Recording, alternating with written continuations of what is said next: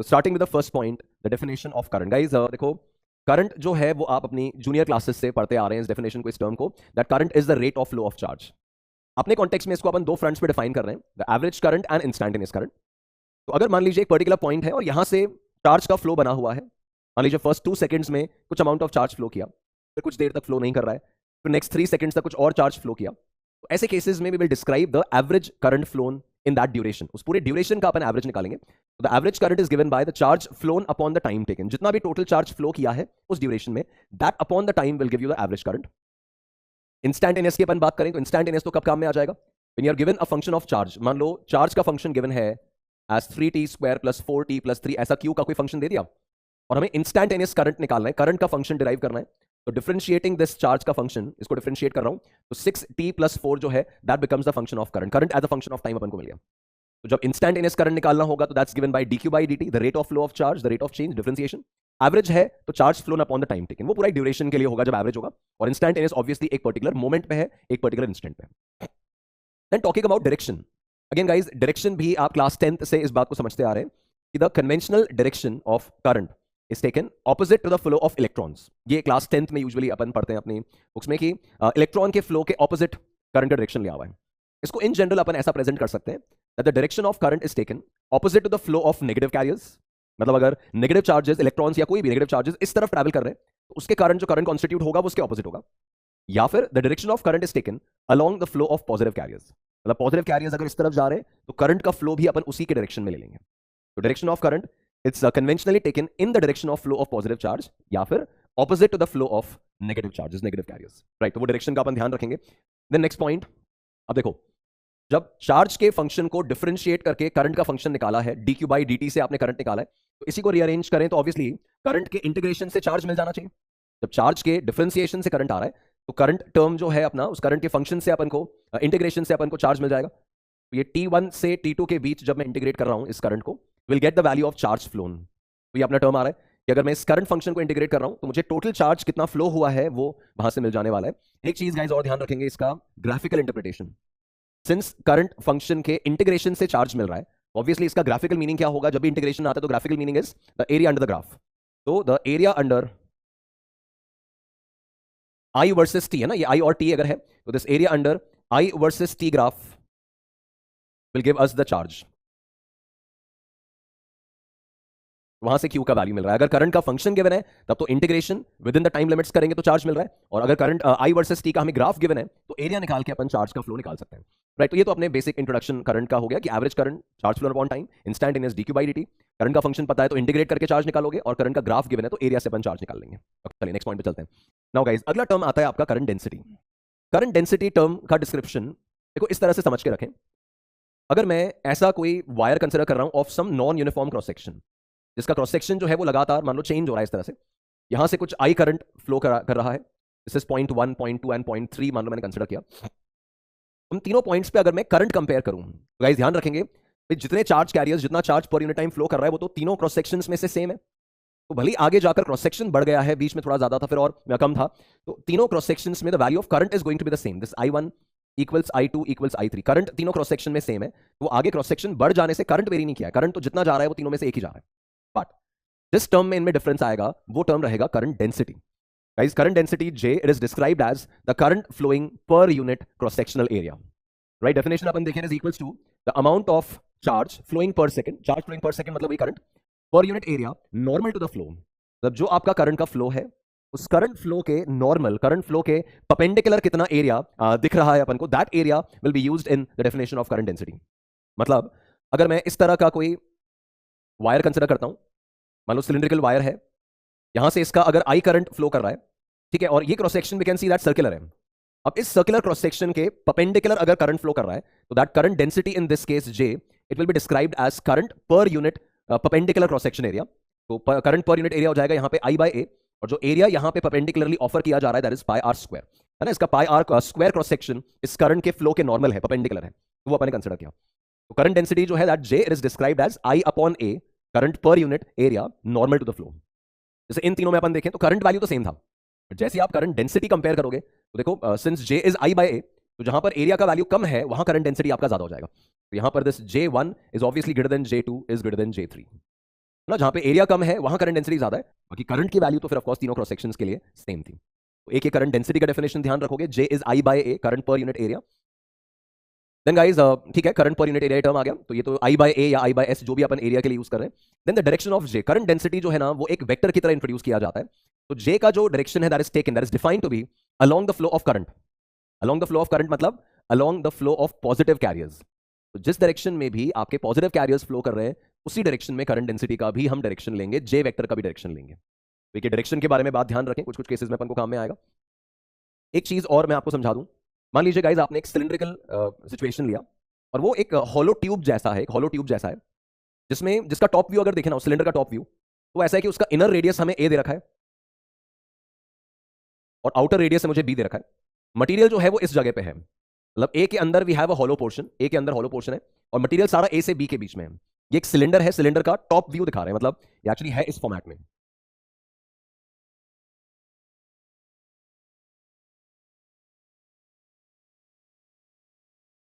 है ना, इस तरह का है और मटेरियल केवल यहां पर है, ये ए के अंदर हॉलो है।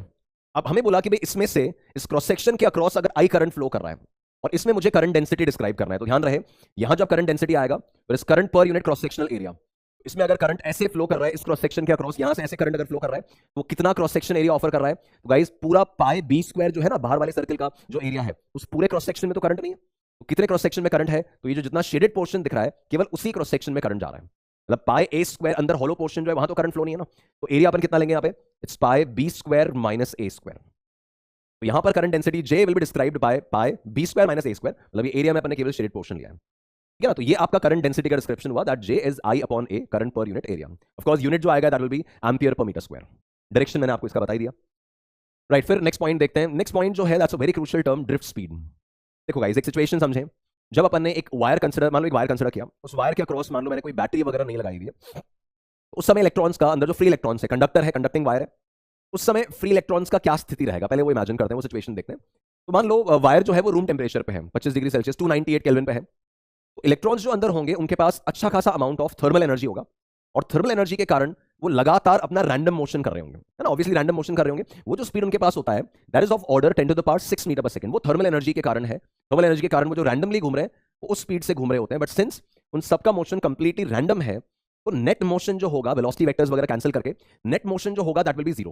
और ऑब्वियसली बिना बैटरी के नेट मोशन ऑफ इलेक्ट्रॉन तो होना भी नहीं चाहिए था, बिकॉज करंट फ्लो तो आएगा नहीं। तो जो आपने बैटरी नहीं लगाई हुई है, पोटेंशियल डिफरेंस नहीं है, इलेक्ट्रिक फील्ड नहीं है, तो ऐसे केस में there is random motion of electron thermal energy के कारण और नेट मोशन नलिफाइड है। एवरेज सबका मिला जुलाकर एवरेज जो आएगा वेलोसिटी में वो जीरो आएगा, करंट जीरो आएगा।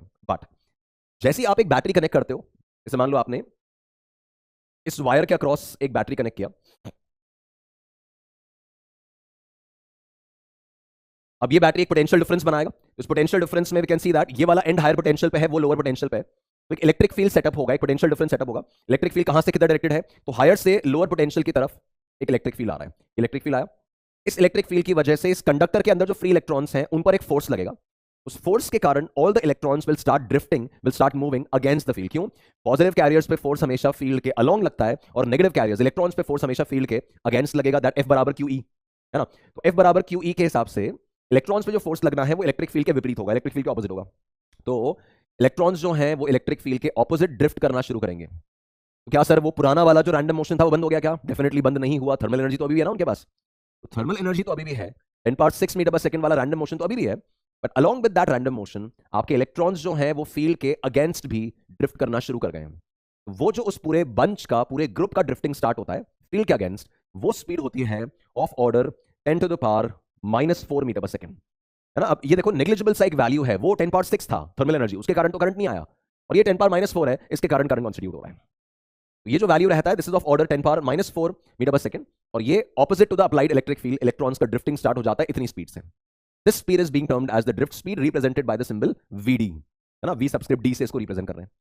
अच्छा, अब करंट और ड्रिफ्ट वेलोसिटी का जो कनेक्टिंग रिजल्ट है वो याद रखना है अपन, of course limitation of time के कारण उसको अभी डिराइव तो नहीं कर सकते पूरा, बट ये काफी इंपॉर्टेंट रिजल्ट रहता है, that I equals to NEA VD। Now guys ये जो I equals to NEA VD लिखा है, I तो करंट हो गया, ये जो N है ध्यान रखेंगे, this N is called the number density.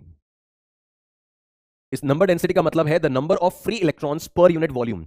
उस मटेरियल के यूनिट वॉल्यूम में नंबर ऑफ फ्री इलेक्ट्रॉन्स कितने, टोटल इलेक्ट्रॉन्स नहीं, केवल फ्री इलेक्ट्रॉन्स की बात हो रही है बिकॉज वही कंडक्शन में पार्टिसिपेट कर रहे हैं। तो नंबर ऑफ फ्री इलेक्ट्रॉन्स पर वॉल्यूम, ई हो गया आपका वही basic electronic charge, A is the cross sectional area, ये जो अपना क्रॉस सेक्शनल एरिया अपन देख रहे हैं सिलेंडर का, ये वाला पूरा area, and V D is your drift velocity, ये वाला जो टर्म है this is of course your drift velocity. The connecting result between this I and V D is I बराबर N E A we D, ये याद रहना चाहिए. देन इसमें अगर मैं ये एरिया ऑफ क्रॉस सेक्शन को करंट के डिनोमिनेटर में ले लूं तो that I by A becomes J, तो ये क्या फॉर्मूला बन जाएगा, जे बराबर एन ई वी डी. इसको भी हमें कई जगह पर यूज में लेना होता है, that J equals to n e v d, और वेक्टर फॉर्म में देख रहे हैं तो ऑब्वियसली जे का डायरेक्शन उसी तरफ होगा जिस तरफ ड्रिफ्ट वेलोसिटी आ रही है, मतलब इलेक्ट्रिक फील्ड के against, right, electric field obviously field के अलोंग आपके पॉजिटिव कैरियर्स फ्लो करेंगे, तो करंट का डायरेक्शन फील्ड के अलोंग ही होगा, पॉजिटिव कैरियर्स के अलोंग ही होगा, उसी डायरेक्शन में आपका जे आ रहा है और उसी डायरेक्शन में आपका ड्रिफ्ट वेलोसिटी वेक्टर भी बन रहा है. तो अकॉर्डिंगली आपका जो करंट डेंसिटी है that is related as J equals to n e v d, और करंट का टर्म जो है that is I equals to n E A we D. ये कनेक्टिंग रिजल्ट्स आपको ध्यान रखना है. नेक्स्ट क्वेश्चन देखते हैं. फाइन, नेक्स्ट पॉइंट जो आ रहा है that is about resistance. Now guys this is one more thing जो आप अपनी लोअर क्लासेस से लगातार पढ़ते आ रहे हैं, तो फटाफट एक बार रेजिस्टेंस का अपन ओवरव्यू ले लेते हैं. देखिए, किसी भी कंडक्टर, किसी भी डिवाइस, कोई भी चीज का जब रेजिस्टेंस डिस्क्राइब करते हो, मतलब आप रेजिस्टेंस जो है वो एक बल्ब का भी डिफाइन कर सकते हो, रेजिस्टेंस आप एक एयर कंडीशनर का भी डिफाइन कर सकते हैं, फैन का भी कर सकते हैं. तो resistance of any device is defined as the ratio of V and I, है ना, बहुत फेमिलियर सिचुएशन फॉर्मूला है अपना. तो R बराबर V by I, V equals to I R अपन यूज करते हैं. तो resistance of that device is given by V upon I, मतलब जितना भी पोटेंशियल डिफरेंस आपने उस फैन के अक्रॉस लगाया अपॉन जितना भी करंट उस फैन के अक्रॉस फ्लो किया, उसका ratio will give us the resistance of that fan, resistance of that device. देखो, मैं रेजिस्टर की बात नहीं कर रहा हूं, रेजिस्टेंस तो कंडक्टर का भी डिफाइन होता है, रेजिस्टेंस तो फैन का भी डिफाइन होता है, बल्ब का भी डिफाइन होता है. फिर रेजिस्टर क्या है? Resistor is basically a conductor which is specifically designed to offer a certain resistance value. जैसे वो कलर कोड वाला जो अलग अलग रंग का पूरा रेजिस्टर बनाते थे, तो that is designed to offer a specific resistance in your circuit, we call that as a resistor. So a conductor whose function in a circuit is to provide a specified resistance, we call that as a resistor. We know that उसका circuit symbol इस तरह का हुआ करता था. तो resistance तो हर device का डिफाइन कर सकते हो, किसी भी कंडक्टर का डिफाइन कर सकते हो. कोई ऐसा सर्किट एलिमेंट जो आपका मनचाहा रेजिस्टेंस सर्किट में ऑफर कर सके, we call that as a resistor. ये सर्किट सिंबल हो गया. गाइस रिकॉल करते हैं, रेजिस्टर का खुद का कोई पोलैरिटी नहीं होता, तो उसका कोई प्री मार्क्ड पोलैरिटी नहीं होता, बैटरी की तरह कोई प्लस माइनस उसमें मार्क्ड नहीं होता, तो सर्किट में कैसे भी कनेक्ट कर सकते हो. देन ऑफ कोर्स ध्यान है अपन सबको कि रेसिप्रोकल ऑफ रेजिस्टेंस जो है दैट इज कंडक्टेंस. तो जिसका कंडक्टेंस ज्यादा होगा, कंडक्ट अच्छा करेगा, तो रेजिस्टेंस कम है कि भाई रेजिस्ट कम कर रहा है. अच्छा, वैसे अपन रेजिस्टेंस जब डिफाइन करते थे, तो it is basically the ability, the property of a conductor to resist the flow of charge carriers, है ना. Resistance is basically the ability, the property of a conductor to resist the flow of charge carriers. उसी basis पे नाम defined है. और conductance अपन ध्यान रख रहे हैं, it is the reciprocal of that resistance. Unit की अपन बात करें तो रेजिस्टेंस का तो ओम यूज करते हैं, और कंडक्टेंस के लिए आ जाएगा उसी का रेसिप्रोकल ओम इनवर्स हो जाएगा, है ना. तो रेजिस्टेंस के लिए ओम है, कंडक्टेंस के लिए ओम इनवर्स है, 1 बाय ओम है. तो ये तो यूजुअल टर्म्स है. Now an important term, resistivity. देखो गाइस, रेजिस्टेंस जो है और रेजिस्टिविटी है, किस तरह से इनको हमें डिस्क्राइब करना है वो समझना ध्यान से. जब ये ऑब्जर्व किया गया कि यार 10 वोल्ट की बैटरी ली, अभी अपने एक फॉर्मूला पढ़ा R equals to V by I, तो मान लो 10 वोल्ट की बैटरी कंसीडर की, उस 10 वोल्ट की बैटरी के अक्रॉस एक एल्यूमिनियम वायर लगाया, देखा कि भाई कितना करंट आ रहा है. फिर उसके अक्रॉस हमने एक कॉपर का वायर लगाया of the same dimension, same area और लेंथ वगैरह, सेम वायर लगाया बट मटेरियल चेंज कर दिया, तो देखा कि यार वही बैटरी लगाने से करंट लगा रहा है. सिल्वर का वायर लगाया तो वही बैटरी से फिर करंट लगा रहा है.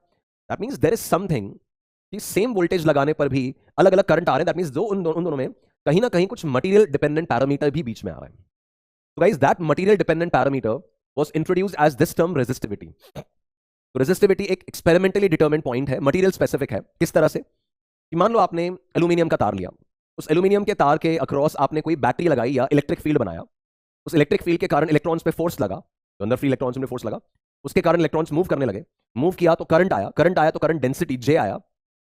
तो कुछ इलेक्ट्रिक फील्ड E लगाने के बदले उस मटेरियल में करंट डेंसिटी कितना आएगा, that ratio was introduced as the resistivity. And this was found कि जब एल्यूमिनियम के लिए एक्सपेरिमेंट कर रहे हैं तो डबल इलेक्ट्रिक फील्ड लगाया, मतलब डबल पोटेंशियल डिफरेंस लगाया, तो इलेक्ट्रिक फील्ड डबल करने से करंट डेंसिटी भी डबल हुआ, बट एल्यूमिनियम के लिए E और J का ratio, electric field applied upon the current density obtained, ratio जो है वो सेम आ रहा था. जैसे कॉपर के लिए एक्सपेरिमेंट किया तो E बाय J की वैल्यू एल्यूमिनियम से अलग हो गई, तो फिर कॉपर के लिए फिक्स है, कॉपर के लिए एक ही वैल्यू चल रही है. तो resistivity was introduced as the ratio of electric field applied to the current density obtained. E apply करने के बदले आप कितना J ऑब्टेन करोगे, कितना करंट ऑब्टेन करोगे, उस रेशियो को resistivity, material specific parameter describe कर लिया गया. तो ये एल्यूमिनियम के लिए एक फिक्स वैल्यू है under a certain working condition कि भाई टेंपरेचर वगैरह अगर सेम रखा हुआ है तो एल्यूमिनियम के लिए एक फिक्स वैल्यू है, कॉपर के लिए फिक्स वैल्यू है, सिल्वर के लिए फिक्स वैल्यू है, राइट. ऐसी रेसिप्रोकल ऑफ रेजिस्टिविटी जो है दैट इज कंडक्टिविटी. तो सिग्मा जो है वो कंडक्टिविटी के लिए यूज करेंगे और रो जो है वो रेजिस्टिविटी के लिए यूज करेंगे. तो सिग्मा इज 1 बाय रो, वो उसका रेसिप्रोकल हो गया. इसी में अपन देखें तो ऑब्वियसली इसको रीअरेंज करें तो E बराबर रो इंटू जे लिख सकते हैं, that E equals to rho into J. या फिर इसको अपन देखें तो J can be written as sigma into E. तो ये अपने कनेक्टिंग रिजल्ट जो है वो काफी यूजफुल रहते हैं आगे आने वाले थ्योरी में। तो ध्यान रखोगे that rho is E by J और रेसिप्रोकल ऑफ रो जो है वो आपका कंडक्टिविटी बन जाएगा। नाउ इस पॉइंट पे ध्यान देंगे गाइज, ये पॉइंट कह रहा है that the resistance is a property of an object whereas resistivity is the property of a material not any sample of that material। क्या मतलब है यार, जैसे अपन डेंसिटी और मास को समझें किसी मटेरियल के, तो जब मैं आपको बताता हूं कि यार हम पानी कंसिडर कर रहे हैं, वाटर कंसिडर कर रहे हैं, तो at a certain working condition water का डेंसिटी फिक्स है। अभी बताया कि 1000 किलोग्राम पर मीटर क्यूब है 4 डिग्री सेल्सियस पे। तो अब इस बात पे डिपेंड नहीं करता कि अपन ने ग्लास भर के पानी लिया है या जग भर के पानी लिया है, डेंसिटी उसका फिक्स है, मटेरियल स्पेसिफिक है। पर जब मास बताना होता है कि कितना मास है, तो मैटर करता है कि भाई हमने ग्लास भर के पानी लिया, क्या सैंपल लिया, कितना साइज लिया है। Similarly resistivity is the property of the material. तो मैं एल्यूमिनियम का 5 मीटर लेंथ का वायर लूं या 5 सेंटीमीटर लेंथ का वायर लूं, उसका रेजिस्टिविटी तो सेम रहेगा, पर उसका रेजिस्टेंस सैंपल स्पेसिफिक है। अपना फॉर्मूला रो एल बाय ए है ना, वही आने वाला है आगे। तो वो सैंपल स्पेसिफिक है कि आपने एल्यूमिनियम का कितना लंबा तार लिया है, क्या उसका एरिया है, उसके हिसाब से रेजिस्टेंस डिफाइन होगा, जबकि रेजिस्टिविटी मटेरियल स्पेसिफिक ही रहेगा। तो ये एक पॉइंट आ गया। देन गाइस अपना जाना पहचाना result R equals to rho L by A. तो रो तो उसमें रेजिस्टिविटी हो गया, L is the length of that wire and A is the cross sectional area. तो resistance for a particular wire of a single material let's say is given by rho L by A. We are well aware about this formula, है ना। अब इसके further detailing आपको बता देता हूं कि किस तरह से इसकी डिटेलिंग थी। राइट, तो आप देखो अगर इस केस में ये जो अपने लिखा है R equals to rho L by A, तो इस रेजिस्टेंस का जो वेरिएशन है, इस रेजिस्टेंस के वेरिएशंस अपन ने ऑब्जर्व कर रखे हैं। तो रिकॉल करते हैं कि अगर मैं वायर का लेंथ इंक्रीज कर रहा हूं या एरिया डिक्रीज कर रहा हूं, तो रेजिस्टेंस किस वे में चेंज हो रहा है उस पॉइंट पर डिस्कशन है। तो R equals to rho L by A में देखो लेंथ को चेंज करने के दो पॉसिबल मेथड्स में लिख रहा हूं। एक तो है बाय स्ट्रेचिंग और रिकास्टिंग। आपने उस वायर को स्ट्रेच किया है या रिकास्ट किया, रिकास्ट मतलब उसको मेल्ट करके दोबारा से बनाया है। तो अगर मैं वायर की लेंथ इंक्रीज कर रहा हूं उसको स्ट्रेच करके या उसको रिकास्ट करके मतलब मेल्ट करके दोबारा बना रहे हैं, तो ऐसे केस में we know that the volume of that wire remains the same. जैसे आप उस वायर को स्ट्रेच करोगे तो उसकी लेंथ बढ़ेगी बट उसका एरिया कम हो जाएगा, है ना। जैसे जैसे उसकी लेंथ बढ़ा रहे हो उसका एरिया कम हो रहा है। तो जब मैं R equals to rho L by A इस फॉर्मुले को देखूं, तो कई बार ये अपना मिसलीडिंग सा एक पॉइंट बन जाता है कि यार R L के डायरेक्टली प्रोपोर्शनल है। नहीं, R L के डायरेक्टली प्रोपोर्शनल तब जब बाकी पैरामीटर्स कांस्टेंट रहें। तो जैसे ही मैं उसको स्ट्रेच करूंगा या मेल्ट करके एक बड़ी लेंथ का वायर बनाऊंगा या छोटी लेंथ का वायर बनाऊंगा, तो एरिया तो चेंज होगा ना, बट क्या कांस्टेंट रहेगा, volume of the wire will remain the same. भाई मेल्ट कर आके जब नया वायर बना रहे तो वॉल्यूम तो उतना ही है, मास तो उतना ही है। क्या करेंगे, यहां पे अगर मैं इसको एरिया से या सॉरी लेंथ से मल्टीप्लाई डिवाइड कर दूं, तो ये डिनोमिनेटर में area into length becomes volume, तो ये आ जाएगा आपका rho l square by v. ठीक है, तो जब वायर को स्ट्रेच या रिकास्ट करके हम नया वायर बना रहे हैं, तो resistance is directly proportional to square of the length. It's not directly proportional to length only, it is proportional to square of the length. तो ये एक पॉइंट ध्यान रखोगे। मतलब अगर क्वेश्चन कहता है कि वायर को स्ट्रेच करके डबल लेंथ का बना दिया, ऑल्दो अनरियलिस्टिक है, बट मान लो अगर ऐसा होता तो स्ट्रेच करके डबल लेंथ का बनाया तो एरिया कम हो जाएगा। तो वहां आप रो L by A proportionality use नहीं करोगे, मतलब एल को डबल करने से आर डबल नहीं होगा, ये एल को डबल करने से आर 4 टाइम्स बढ़ जाएगा। अच्छा, फिर इसके अगर मान लीजिए मैं वॉल्यूम जैसे एरिया की प्रोपोर्शनलिटी देखनी है, इसी में ये R equals to rho L by A में if I multiply and divide this with area, तो ये जो आपका टर्म बनेगा this is going to be rho, ये एरिया इनटू लेंथ जो है that becomes volume upon A square, that becomes rho V upon A square, है ना, व्हिच इंप्लाइज दैट कि आपका रेजिस्टेंस जो है इस रिकास्ट और स्ट्रेच वाले मामले में, this resistance is inversely proportional to square of area. तो ये एक इंपॉर्टेंट टर्म रहेगा। अच्छा, along with that अपन देखें if the wire is let's say having a circular cross section, अगर उसका क्रॉस सेक्शन सर्कुलर है, तो सर्कुलर क्रॉस सेक्शन मतलब सिलिंड्रिकल वायर है और यहां ऐसे सर्कुलर क्रॉस सेक्शन है, तो एरिया की जगह पाई आर स्क्वायर आ जाएगा। तो यहां एरिया की जगह अगर पाई आर स्क्वायर लिख रहा हूं, रेडियस यहां पे, तो पाई आर स्क्वायर का भी स्क्वायर है, तो ऐसे केस में this resistance is inversely proportional to the radius to the power 4, है ना। ये तीन प्रोपोर्शनलिटीज आप ध्यान रखेंगे that r is inversely proportional to radius to the power 4, R is inversely proportional to square of cross sectional area and R is directly proportional to square of length। ये कब apply करना है, जब आप wire को stretch करके या recast करके उसकी लेंथ में चेंजेस ला रहे हो, उसके एरिया में चेंजेस ला रहे हो, है ना। दूसरा पॉसिबिलिटी क्या है, दूसरा पॉसिबिलिटी है कि यार आपने वायर की लेंथ चेंज की बाय कटिंग इट या अपेंडिंग अ न्यू वायर, एक नया वायर जोड़कर। तो मान लो इसी वायर को अगर मैं यहां से कट कर देता हूं, तो कट करने में तो एरिया वगैरह को चेंज नहीं हो रहा है ना, केवल लेंथ आधी हो गई है। तो अगर वायर को कट करके या अपेंड करके लेंथ बढ़ाई है या कम की है, तो लेंथ चेंज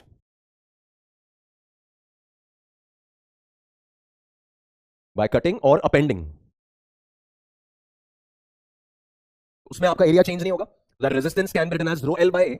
अब सिंस उसको अपन ने आधा लेंथ का कर दिया, कट कर दिया, तो उसका एरिया चेंज नहीं हुआ, उसका लेंथ जो है वो मान लो आधा हो गया, तो एरिया सेम है, रेजिस्टिविटी तो वैसे भी सेम रहेगी। ऐसे केसेस में the resistance is directly proportional to length, मतलब आधी लेंथ के वायर का फिर रेजिस्टेंस भी आधा हो जाएगा। तो ये एक कैटेगरी ध्यान रखोगे कि आपने अगर उसके लेंथ में चेंजेस लाए हैं स्ट्रेच या लेट्स से रिकास्ट करके, तब तो ये सारी प्रोपोर्शनलिटीज काम आ रही हैं। और आपने अगर लेंथ को कट करके अपेंड करके चेंज किए हैं तो फिर डायरेक्टली इस तरह से प्रोपोर्शनलिटीज मैनेज कर रहे हो। ठीक है, इसमें एक और मैटर, एक और पॉइंट जो हमें काम में आएगा। गाइस अपन प्रोपोर्शनलिटी देखें तो r proportional to l square, recast वाले मैटर की बात कर रहा हूं, r proportional to l square, r proportional to 1 by a square, और एक आया r proportional to 1 by r to the power 4, radius to the power 4। इसमें अगर हम स्मॉल चेंजेस की बात कर रहे हैं, अपने एरर एनालिसिस, अपने स्मॉल चेंजेस, अपने बाइनोमियल अप्रोक्सीमेशन से आने वाले रिजल्ट्स को रिकॉल करें, तो जब मैं लेंथ को आधा % से बढ़ा रहा हूं, एरिया को 2% से कम कर रहा हूं, है ना, ऐसे सिचुएशंस अगर आ रहे हैं कि स्मॉल चेंजेस हैं, 5% उसके आसपास या उससे कम चेंजेस हैं, तो आपका जो फ्रैक्शनल चेंज, परसेंटेज चेंज वाला रिजल्ट होता था, रिकॉल कीजिए गाइस, इसको लिख सकते हैं अपन as delta are by R, और ये एल स्क्वायर है तो that will be written as 2 times delta L by L, है ना। ये पावर जो है एक्सपोनेंट जो है वो मल्टीप्लिकेशन में आ जाता है, तो डेल्टा आर बाय आर क्या रिप्रेजेंट कर रहा है, it is a fractional change in resistance, और डेल्टा एल बाय एल क्या है, तो फ्रैक्शनल चेंज इन लेंथ। इसी को 100 से मल्टीप्लाई करेंगे तो that will become the percentage change, तो 2 times delta L by L. यहाँ इनवर्स प्रोपोर्शनलिटी है, राइट, डिनोमिनेटर में आ रहा है, तो ये बन जाएगा -2 times delta A by A, fractional change in area, and that is equals to, ये R to the power 4 denominator में, तो -4 times delta are by R, ये फ्रैक्शनल चेंज इन रेडियस वाला मैटर है। इसी को 100 से मल्टीप्लाई कर दें तो रेजिस्टेंस में आने वाला percentage change will be 2 times length में आने वाला percentage change, will be -2 times area में आने वाला percentage change, and will be -4 times radius में आने वाला percentage change. But this is valid only when the changes are small. Small का रेंज क्या है, इट्स अराउंड और लेस देन 5%, है ना। उतना परसेंट का अगर लेंथ, एरिया या रेडियस में चेंज किया है तो आप रेजिस्टेंस वाले चेंजेस को अकॉर्डिंगली मैनेज कर सकते हैं। तो ये एक प्रोपोर्शनलिटी ध्यान रखना है कि स्ट्रेच और रिकास्ट में क्या करेंगे और कट और अपेंड वाले में क्या करेंगे, और उसके हिसाब से प्रोपोर्शनलिटीज या रेजिस्टेंस की नई वैल्यूज डिफाइन होंगी।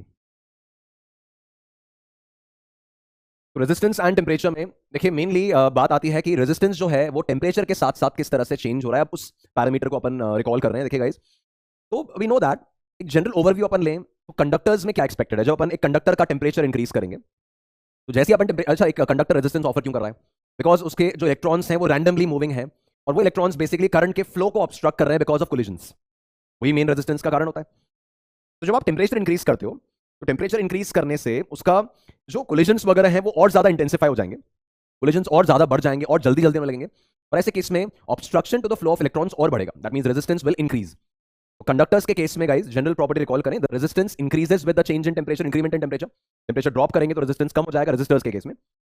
ऑन द कॉन्ट्ररी, तो कंडक्टर्स की बात हुई कि टेम्परेचर बढ़ाने से रेजिस्टेंस बढ़ रहा है, ऑन द कॉन्ट्ररी सेमीकंडक्टर्स के केस में जब आप टेम्परेचर बढ़ाते हो तो रेजिस्टेंस वैल्यू कम हो जाता है। तो सेमीकंडक्टर्स चैप्टर आप रिकॉल करें तो आपका कॉन्सेप्ट ये था कि जब 0 केल्विन टेम्परेचर पे आप एक सेमीकंडक्टर देखते हैं तो सारे इलेक्ट्रॉन्स अपने अपने बॉन्ड्स में ऑक्यूपाइड होते हैं, तो सारे इलेक्ट्रॉन्स बॉन्ड्स में ऑक्यूपाइड होंगे तो there is no free electron available for conduction, तो एक इंसुलेटर की तरह काम कर रहा है कौन, सेमीकंडक्टर 0 केल्विन पे। जब आप टेम्परेचर बढ़ाते हो तो उसमें पहले फ्री इलेक्ट्रॉन्स जनरेट होते हैं, फ्री इलेक्ट्रॉन्स जनरेट होते हैं तो स्टार्ट्स कंडक्टिंग, तो टेम्परेचर बढ़ाने से सेमीकंडक्टर का तो कंडक्टेंस बढ़ता है तो रेजिस्टेंस कम हो जाएगा, कंडक्टर्स में already unlimited supply of electrons है, तो टेम्परेचर बढ़ाने से बस कोलिजन्स बढ़ जाते हैं, रेजिस्टेंस इंक्रीज हो जाता है। तो एक जनरल पॉइंट है गाइस, रेजिस्टिविटी एंड रेजिस्टेंस दोनों में ये बिहेवियर ध्यान रखें कि कंडक्टर्स के केस में जब मेटल की बात कर रहे हैं तो resistivity with temperature, the value increases with temperature, जैसे टेम्परेचर बढ़ा रहे हैं रेजिस्टिविटी एंड रेजिस्टेंस बढ़ रहा है, और सेमीकंडक्टर्स में रेजिस्टिविटी जो है वो टेम्परेचर के साथ साथ कम हो रहा है, जैसा आपने डिस्कस किया। अपार्ट फ्रॉम दैट आप दो ग्राफ्स इसमें और ध्यान रखें जो एनसीईआरटी में मेंशन्ड है और इंपॉर्टेंट रहेंगे, कि अगर मान लो रो वर्सेस टी ग्राफ पूछा जाता है फॉर कॉपर, है ना, स्पेसिफिकली फॉर कॉपर अगर पूछा जा रहा है तो रो वर्सेस टी ग्राफ जो है वो इस फॉर्मेट का रहता है, ये शेप आता है प्रॉपर्ली, मैं एनसीईआरटी का ही जो रिजल्ट है वो कॉपी कर रहा हूं। और जो आपका नाइक्रोम वायर है, तो नाइक्रोम में रो वर्सेस टी जब बनाते हो that comes out as this graph, ऐसे स्ट्रेट लाइन बनता है। तो नाइक्रोम के लिए रो वर्सेस टी उस तरह का है, कॉपर के लिए रो वर्सेस टी इस शेप में आएगा। बट हाँ, मेटल्स के लिए रेजिस्टिविटी इंक्रीज हो रहा है, सेमीकंडक्टर्स के लिए द वैल्यू विल डिक्रीज। अब टेम्परेचर डिपेंडेंसी क्या है, इनको हम एज रिजल्ट्स याद रखेंगे गाइस, इनके डेरिवेशंस और डिटेलिंग पे नहीं जा सकते। तो रिजल्ट ये है कि अगर मुझे इनिशियल रेजिस्टिविटी पता है रो नॉट, शुरुआत की रेजिस्टिविटी रो नॉट है, और मान लो टेम्परेचर मैंने टी नॉट से बढ़ाकर टी कर दिया, then the new resistivity rho is given by rho naught times 1 plus alpha delta T, where this alpha, recall करें, this alpha is the temperature coefficient of resistivity. तो ये आपका temperature coefficient कहला रहा है। अगेन मटेरियल डिपेंडेंट है कि ये एल्यूमिनियम के लिए अल्फा अलग रहेगा, कॉपर के लिए अलग अल्फा रहेगा। तो किस तरह से इन लोगों के लिए टेम्परेचर के साथ साथ रेजिस्टेंस चेंज होता है, वो मटेरियल स्पेसिफिक पॉइंट हो गया। तो अल्फा जो होगा वो मटेरियल स्पेसिफिक है, टेम्परेचर कोएफिशिएंट है। तो final resistivity is rho naught times 1 plus alpha delta T. ठीक है, इसी को रीअरेंज करेंगे ना, will have the term delta rho by rho. Delta rho by rho मतलब fractional change in resistivity is equals to alpha delta T. तो ये एक पॉइंट ध्यान रखोगे, क्वेश्चन सॉल्विंग में बहुत जगह काम में आना है, that delta rho by rho is alpha delta t. Alpha is the temperature coefficient, delta t is the change in temperature, और ये फ्रैक्शनल चेंज इन रेजिस्टिविटी है। परसेंटेज चेंज निकालना है तो इसी को 100 से मल्टीप्लाई कर रहे हैं, तो दैट बिकम्स परसेंटेज चेंज। अब जो रेजिस्टिविटी के चेंज होने का पैटर्न है ना, वो सेम पैटर्न रेजिस्टेंस भी तो फॉलो करेगा। अगर मैं थर्मल एक्सपेंशन इग्नोर कर दूं कि भाई लेंथ और एरिया में चेंज नहीं आ रहा है टेंपरेचर के कारण, थर्मल एक्सपेंशन लीनियर एक्सपेंशन हटा दें, केवल टेंपरेचर के कारण रेजिस्टेंस के चेंजेस को देखें, तो आर बराबर रो एल बाय ए में एल और ए फिक्स है मान लो, तो टेंपरेचर बढ़ाने से रो चेंज हुआ और उसी प्रोपोर्शनलिटी में आर चेंज हुआ रो एल बाय ए के हिसाब से। तो जो फॉर्मूला रेजिस्टिविटी का भी पढ़ा था, सेम रिजल्ट रेजिस्टेंस के लिए भी है, that r equals to r naught times 1 plus alpha delta t. अगर मुझे इनिशियल रेजिस्टेंस पता है, चेंज इन टेंपरेचर बता दिया, टेंपरेचर कोएफिशिएंट मटेरियल स्पेसिफिक बता दिया, तो resistance is given by final resistance, बदल जाने के बाद नया value it's r naught times 1 plus alpha delta t. और रीअरेंज करने पे ये बन जाता है delta are by r. Delta are by r का मतलब fractional change in resistance, and that will be equals to alpha delta t. Definitely an important result ये याद रहना चाहिए, that delta are by r is alpha delta T, this result. मान लो अगर मुझे चेंज इन रेजिस्टेंस निकालने के डेल्टा आर कितना हुआ, तो that delta r will be given by r alpha delta t. इसमें आर क्या है, this are is the initial resistance, temperature changes से पहले आर कितना था, अल्फा वो मटेरियल स्पेसिफिक हो गया, डेल्टा चेंज इन टेंपरेचर है, और यहां से फिर डेल्टा आर निकाल सकोगे। तो ये रिजल्ट्स कैरी करेंगे कि delta rho by rho is alpha delta t and delta are by r fractional change again alpha delta t. फिर टेंपरेचर कोएफिशिएंट ऑफ रेजिस्टिविटी ये आपने देख लिया कि सेमीकंडक्टर्स में रेजिस्टेंस कम हो जाता है टेंपरेचर बढ़ाने से, मतलब उसका अल्फा जो होगा वो नेगेटिव होगा।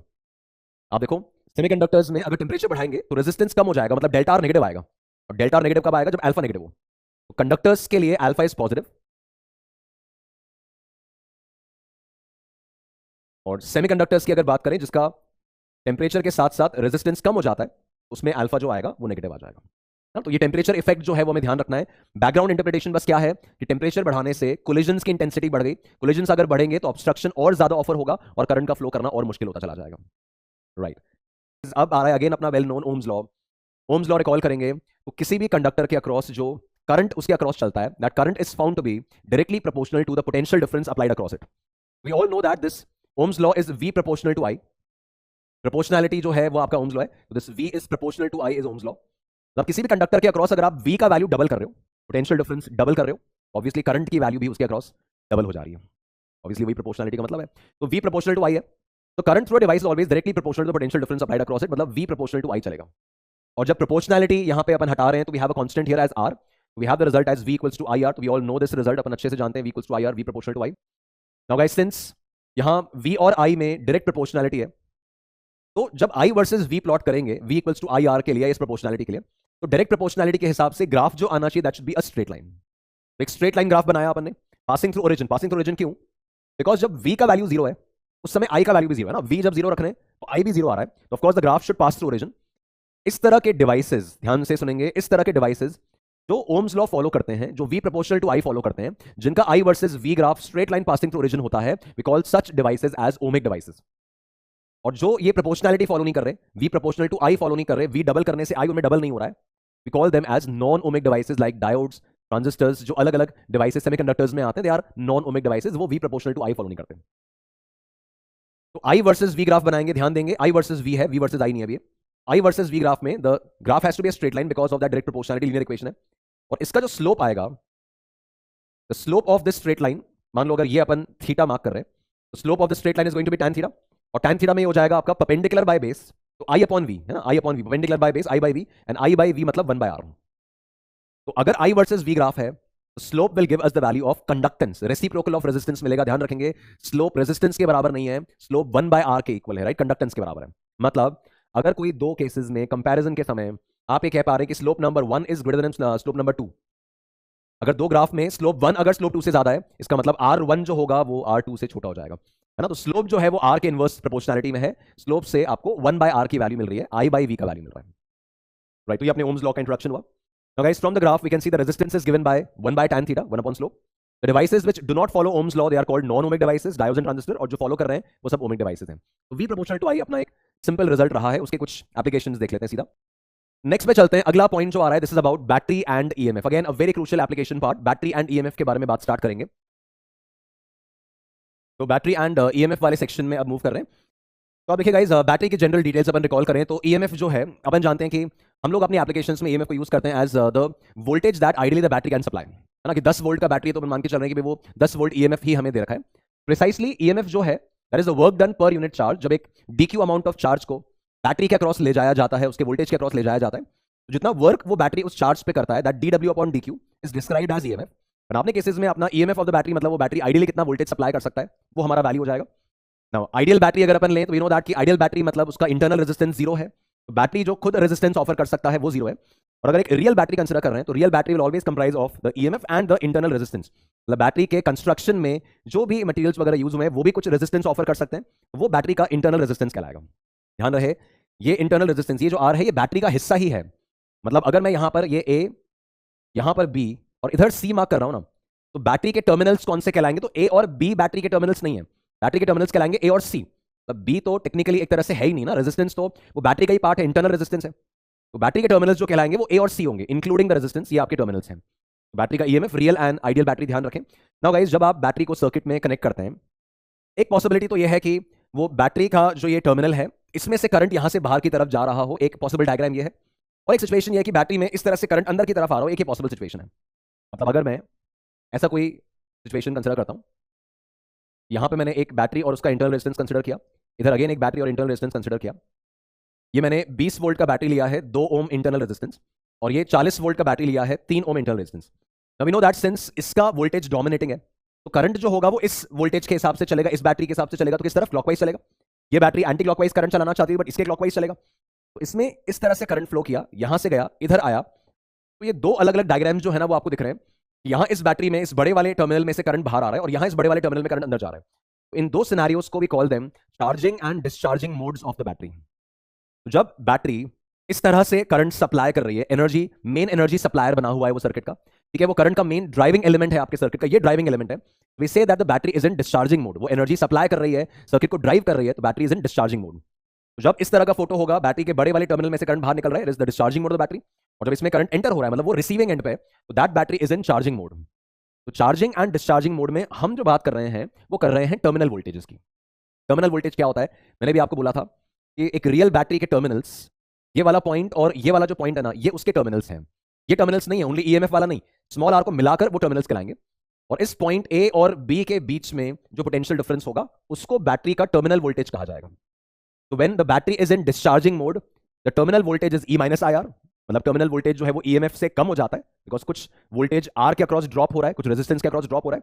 तो ये जो बैटरी इफेक्टिवली सप्लाई कर रहा है वो ई माइनस आई आर है। तो टर्मिनल वोल्टेज इन डिस्चार्जिंग मोड, देखो इसको आराम से समझा जा सकता है कि अगर मैं यहां पर पॉइंट सी मार्क कर लूं, तो ए और बी के बीच में जो पोटेंशियल डिफरेंस आएगा, तो मुझे V A minus V B लिखना है, तो V A minus V B को मैं लिख सकता हूं as V A minus V C plus V C minus V D.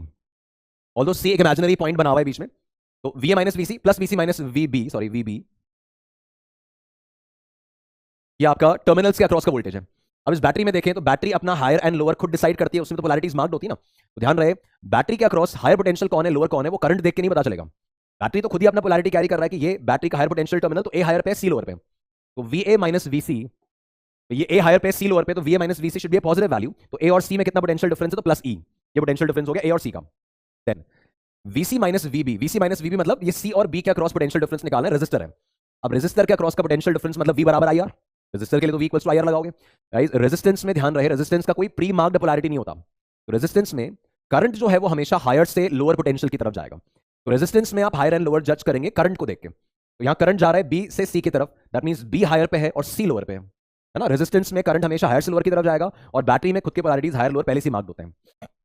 अब यहाँ बी से सी में अगर करंट जा रहा है तो बी हायर पे है, तो वीसी माइनस वीबी लोअर माइनस हायर, एक नेगेटिव वैल्यू आनी चाहिए। तो पोटेंशियल डिफरेंस कितना है? आई आर, और नेगेटिव मेंशन करना है, तो ये यहां पे ई माइनस आई आर के फॉर्मेट में लिखा जाएगा, है ना। इस तरह से अपन इसको डिराइव कर सकते हैं, बट अपन ध्यान रखें इस केस में अगर बैटरी डिस्चार्जिंग मोड में है तो terminal voltage is E minus I R, और वही अगर चार्जिंग मोड में ना इसी बेसिस पे लिखोगे तो वो E plus I R prove हो जाएगा इजीली। तो चार्जिंग मोड में ई प्लस आई आर, मतलब ऐसा फोटो दिख रहा है तो terminal voltage E plus I R, और ये वाला फोटो है तो it's E minus I R.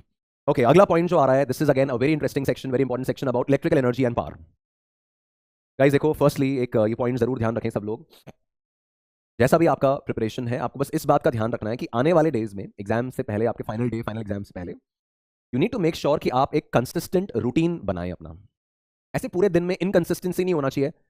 Planning इस तरह से रखो कि यार कोई भी एक दिन की प्लानिंग जो है ना, वो उसका एक नाइट पहले ही आपने प्लान कर लिया कि कल के दिन में मैं आर्ली बेसिस पे क्या क्या स्टडीज अपनी करने वाला हूं। मान लो मॉर्निंग सेशन में आप फिजिक्स पिक करना चाह रहे हो, आफ्टरनून सेशन में या लेट्स से दिन के टाइम में आपने केमिस्ट्री पिक किया, रात के टाइम पे आप मैथ्स को टाइम देने वाले, तो ऐसे अपना टाइम डिस्ट्रीब्यूशन कर लो। टारगेट सेट कर लो कि आप मॉर्निंग स्लॉट में क्या टॉपिक उठा रहे हो, आफ्टरनून में क्या पिक कर रहे हैं, इवनिंग में क्या कर रहे हैं, पीवाईक्यूज के लिए टाइम कब होगा, थियोरी को टाइम कब असाइन करोगे। एक वेल ऑर्गेनाइज्ड रूटीन से आप काम कीजिए गाइस। जब तक इन एग्जामिनेशंस के लिए एक जुनून, एक दीवानापन नहीं आता है ना, ये एग्जाम केवल क्लियर हो सकते हैं, क्रैक नहीं हो सकते। भाई अगर फोड़ना चाहते हो एग्जाम, क्रैक करना चाहते हो, तो कहीं ना कहीं वो जुनून इस एग्जाम को क्लियर करने का सवार अपने मन पे करना पड़ेगा। तो भूल जाओ कि यार क्या टीवी हो गया, क्या मूवीज, क्या वेब सीरीज, क्या यूट्यूब और इंस्टाग्राम और स्नैपचैट, सारा हटाओ। Ultimately it's all about your academics for the next few months. थोड़े टाइम आप कंप्लीटली खुद को अपनी एकेडमिक्स में रेस्ट्रिक्ट कर लो, एक शानदार रूटीन के तहत अपनी पढ़ाई करो और आप देखो क्या वंडरफुल रिजल्ट्स आप निकाल सकते हैं। अब कुल मिला के ये तो है ना कि यार जो आज आपका स्थिति है, जो आज आपका सिचुएशन है, उससे तो फार बेटर जाओगे ना। एफर्ट लगाकर इससे तो फार बेटर डायरेक्शन में जाओगे। मेक श्योर आपके पूरे दिन के रूटीन में इनकंसिस्टेंसी नहीं होना चाहिए।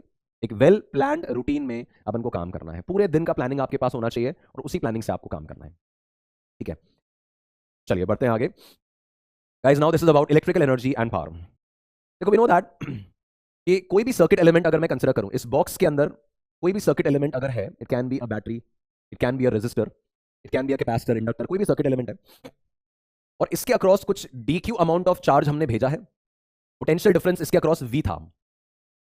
जो भी एलिमेंट है, कैपेसिटर, रेजिस्टर वगैरह जो भी है, इसके अक्रॉस में dq अमाउंट ऑफ चार्ज को सेंड करने वाला हूं और पोटेंशियल डिफरेंस इसके अक्रॉस अगर v है, तो वर्क डन कितना होगा? We know that work done जो आएगा that is charge into potential difference. आपके इलेक्ट्रिक पोटेंशियल टॉपिक में आप ये पढ़ते हैं कि किसी भी q चार्ज को अगर v वोल्टेज के अक्रॉस ले जाते हो, तो work done on that charge is q times v, charge into voltage. Work done कितना हो रहा है?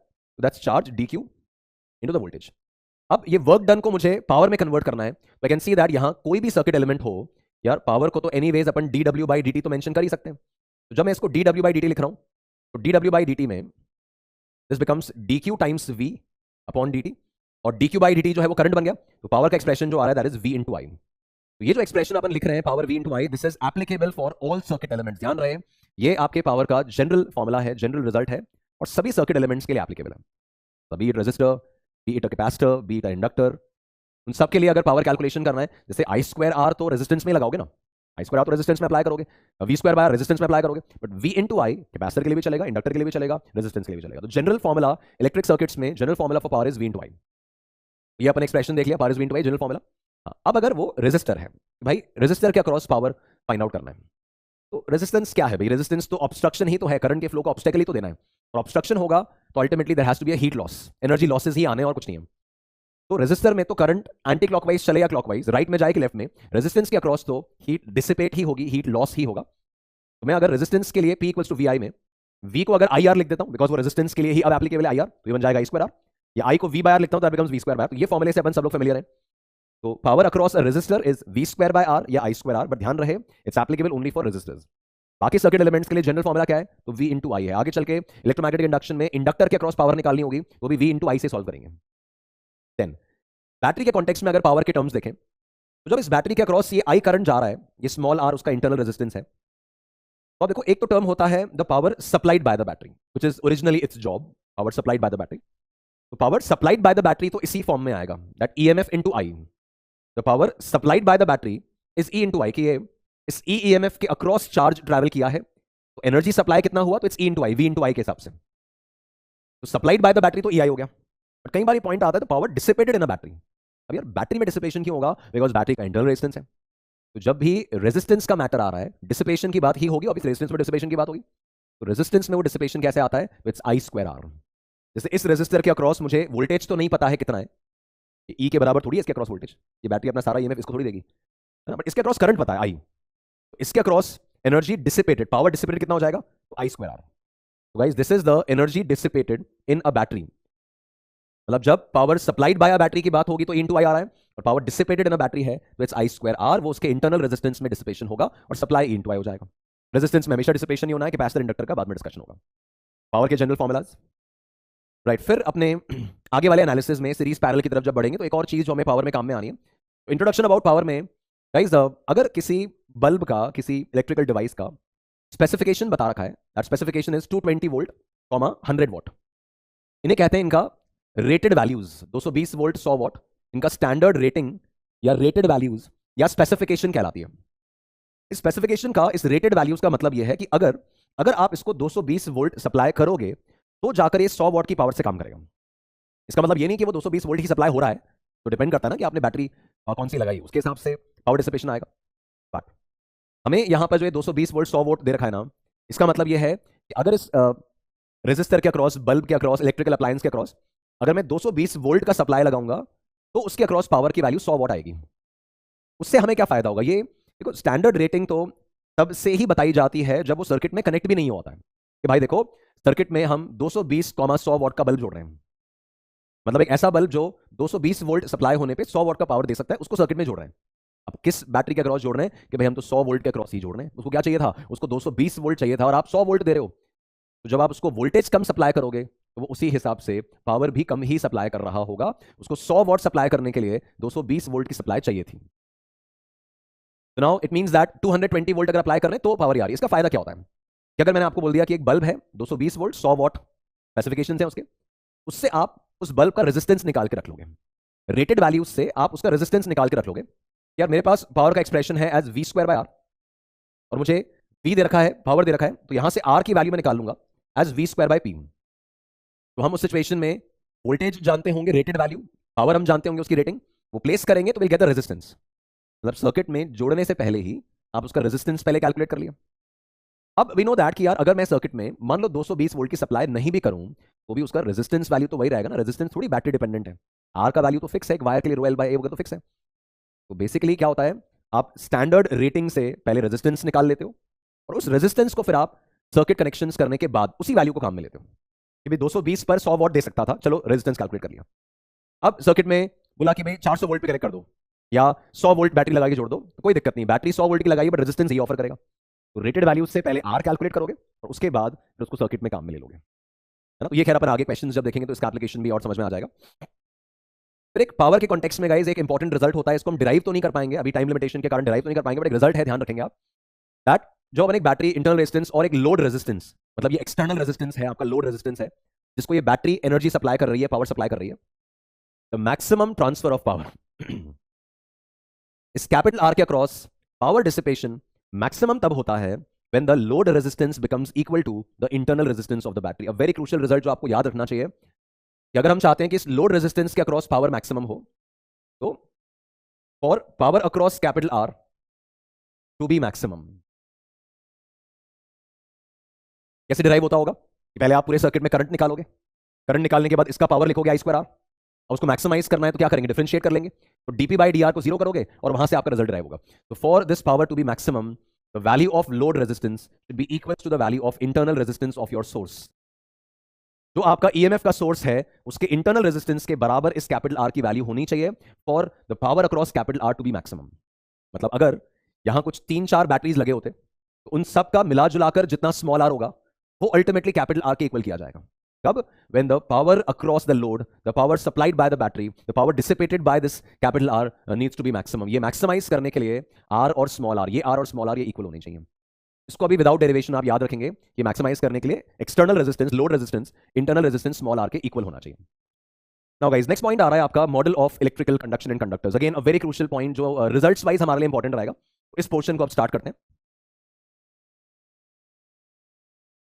Right, so model of electrical conduction in conductors में गाइस देखो सिंपल सा थियोरी है, मेनली अपन को रिजल्ट्स पे इसमें बात करनी है, डेरिवेशंस वगैरह खैर अपन नहीं जा सकते इस केस में। तो पॉइंट ये कि जैसे आप एक कंडक्टर के अक्रॉस बैटरी लगा रहे हो उसमें एक इलेक्ट्रिक फील्ड बन रहा है, तो जब इलेक्ट्रिक फील्ड बनेगा तो इलेक्ट्रॉन्स पे जो फोर्स लगेगा, उस इलेक्ट्रिक फील्ड के कारण जो इलेक्ट्रॉन्स पे फोर्स लगेगा वो जाएगा F बराबर QE। F बराबर QE में हो गया E into E, and that will be equals to mass times acceleration अगर अपन करें, बिकॉज यही एक फील्ड फोर्स उस पे लगा, तो एक्सेलरेशन जो आ रहा है that is going to be E by M।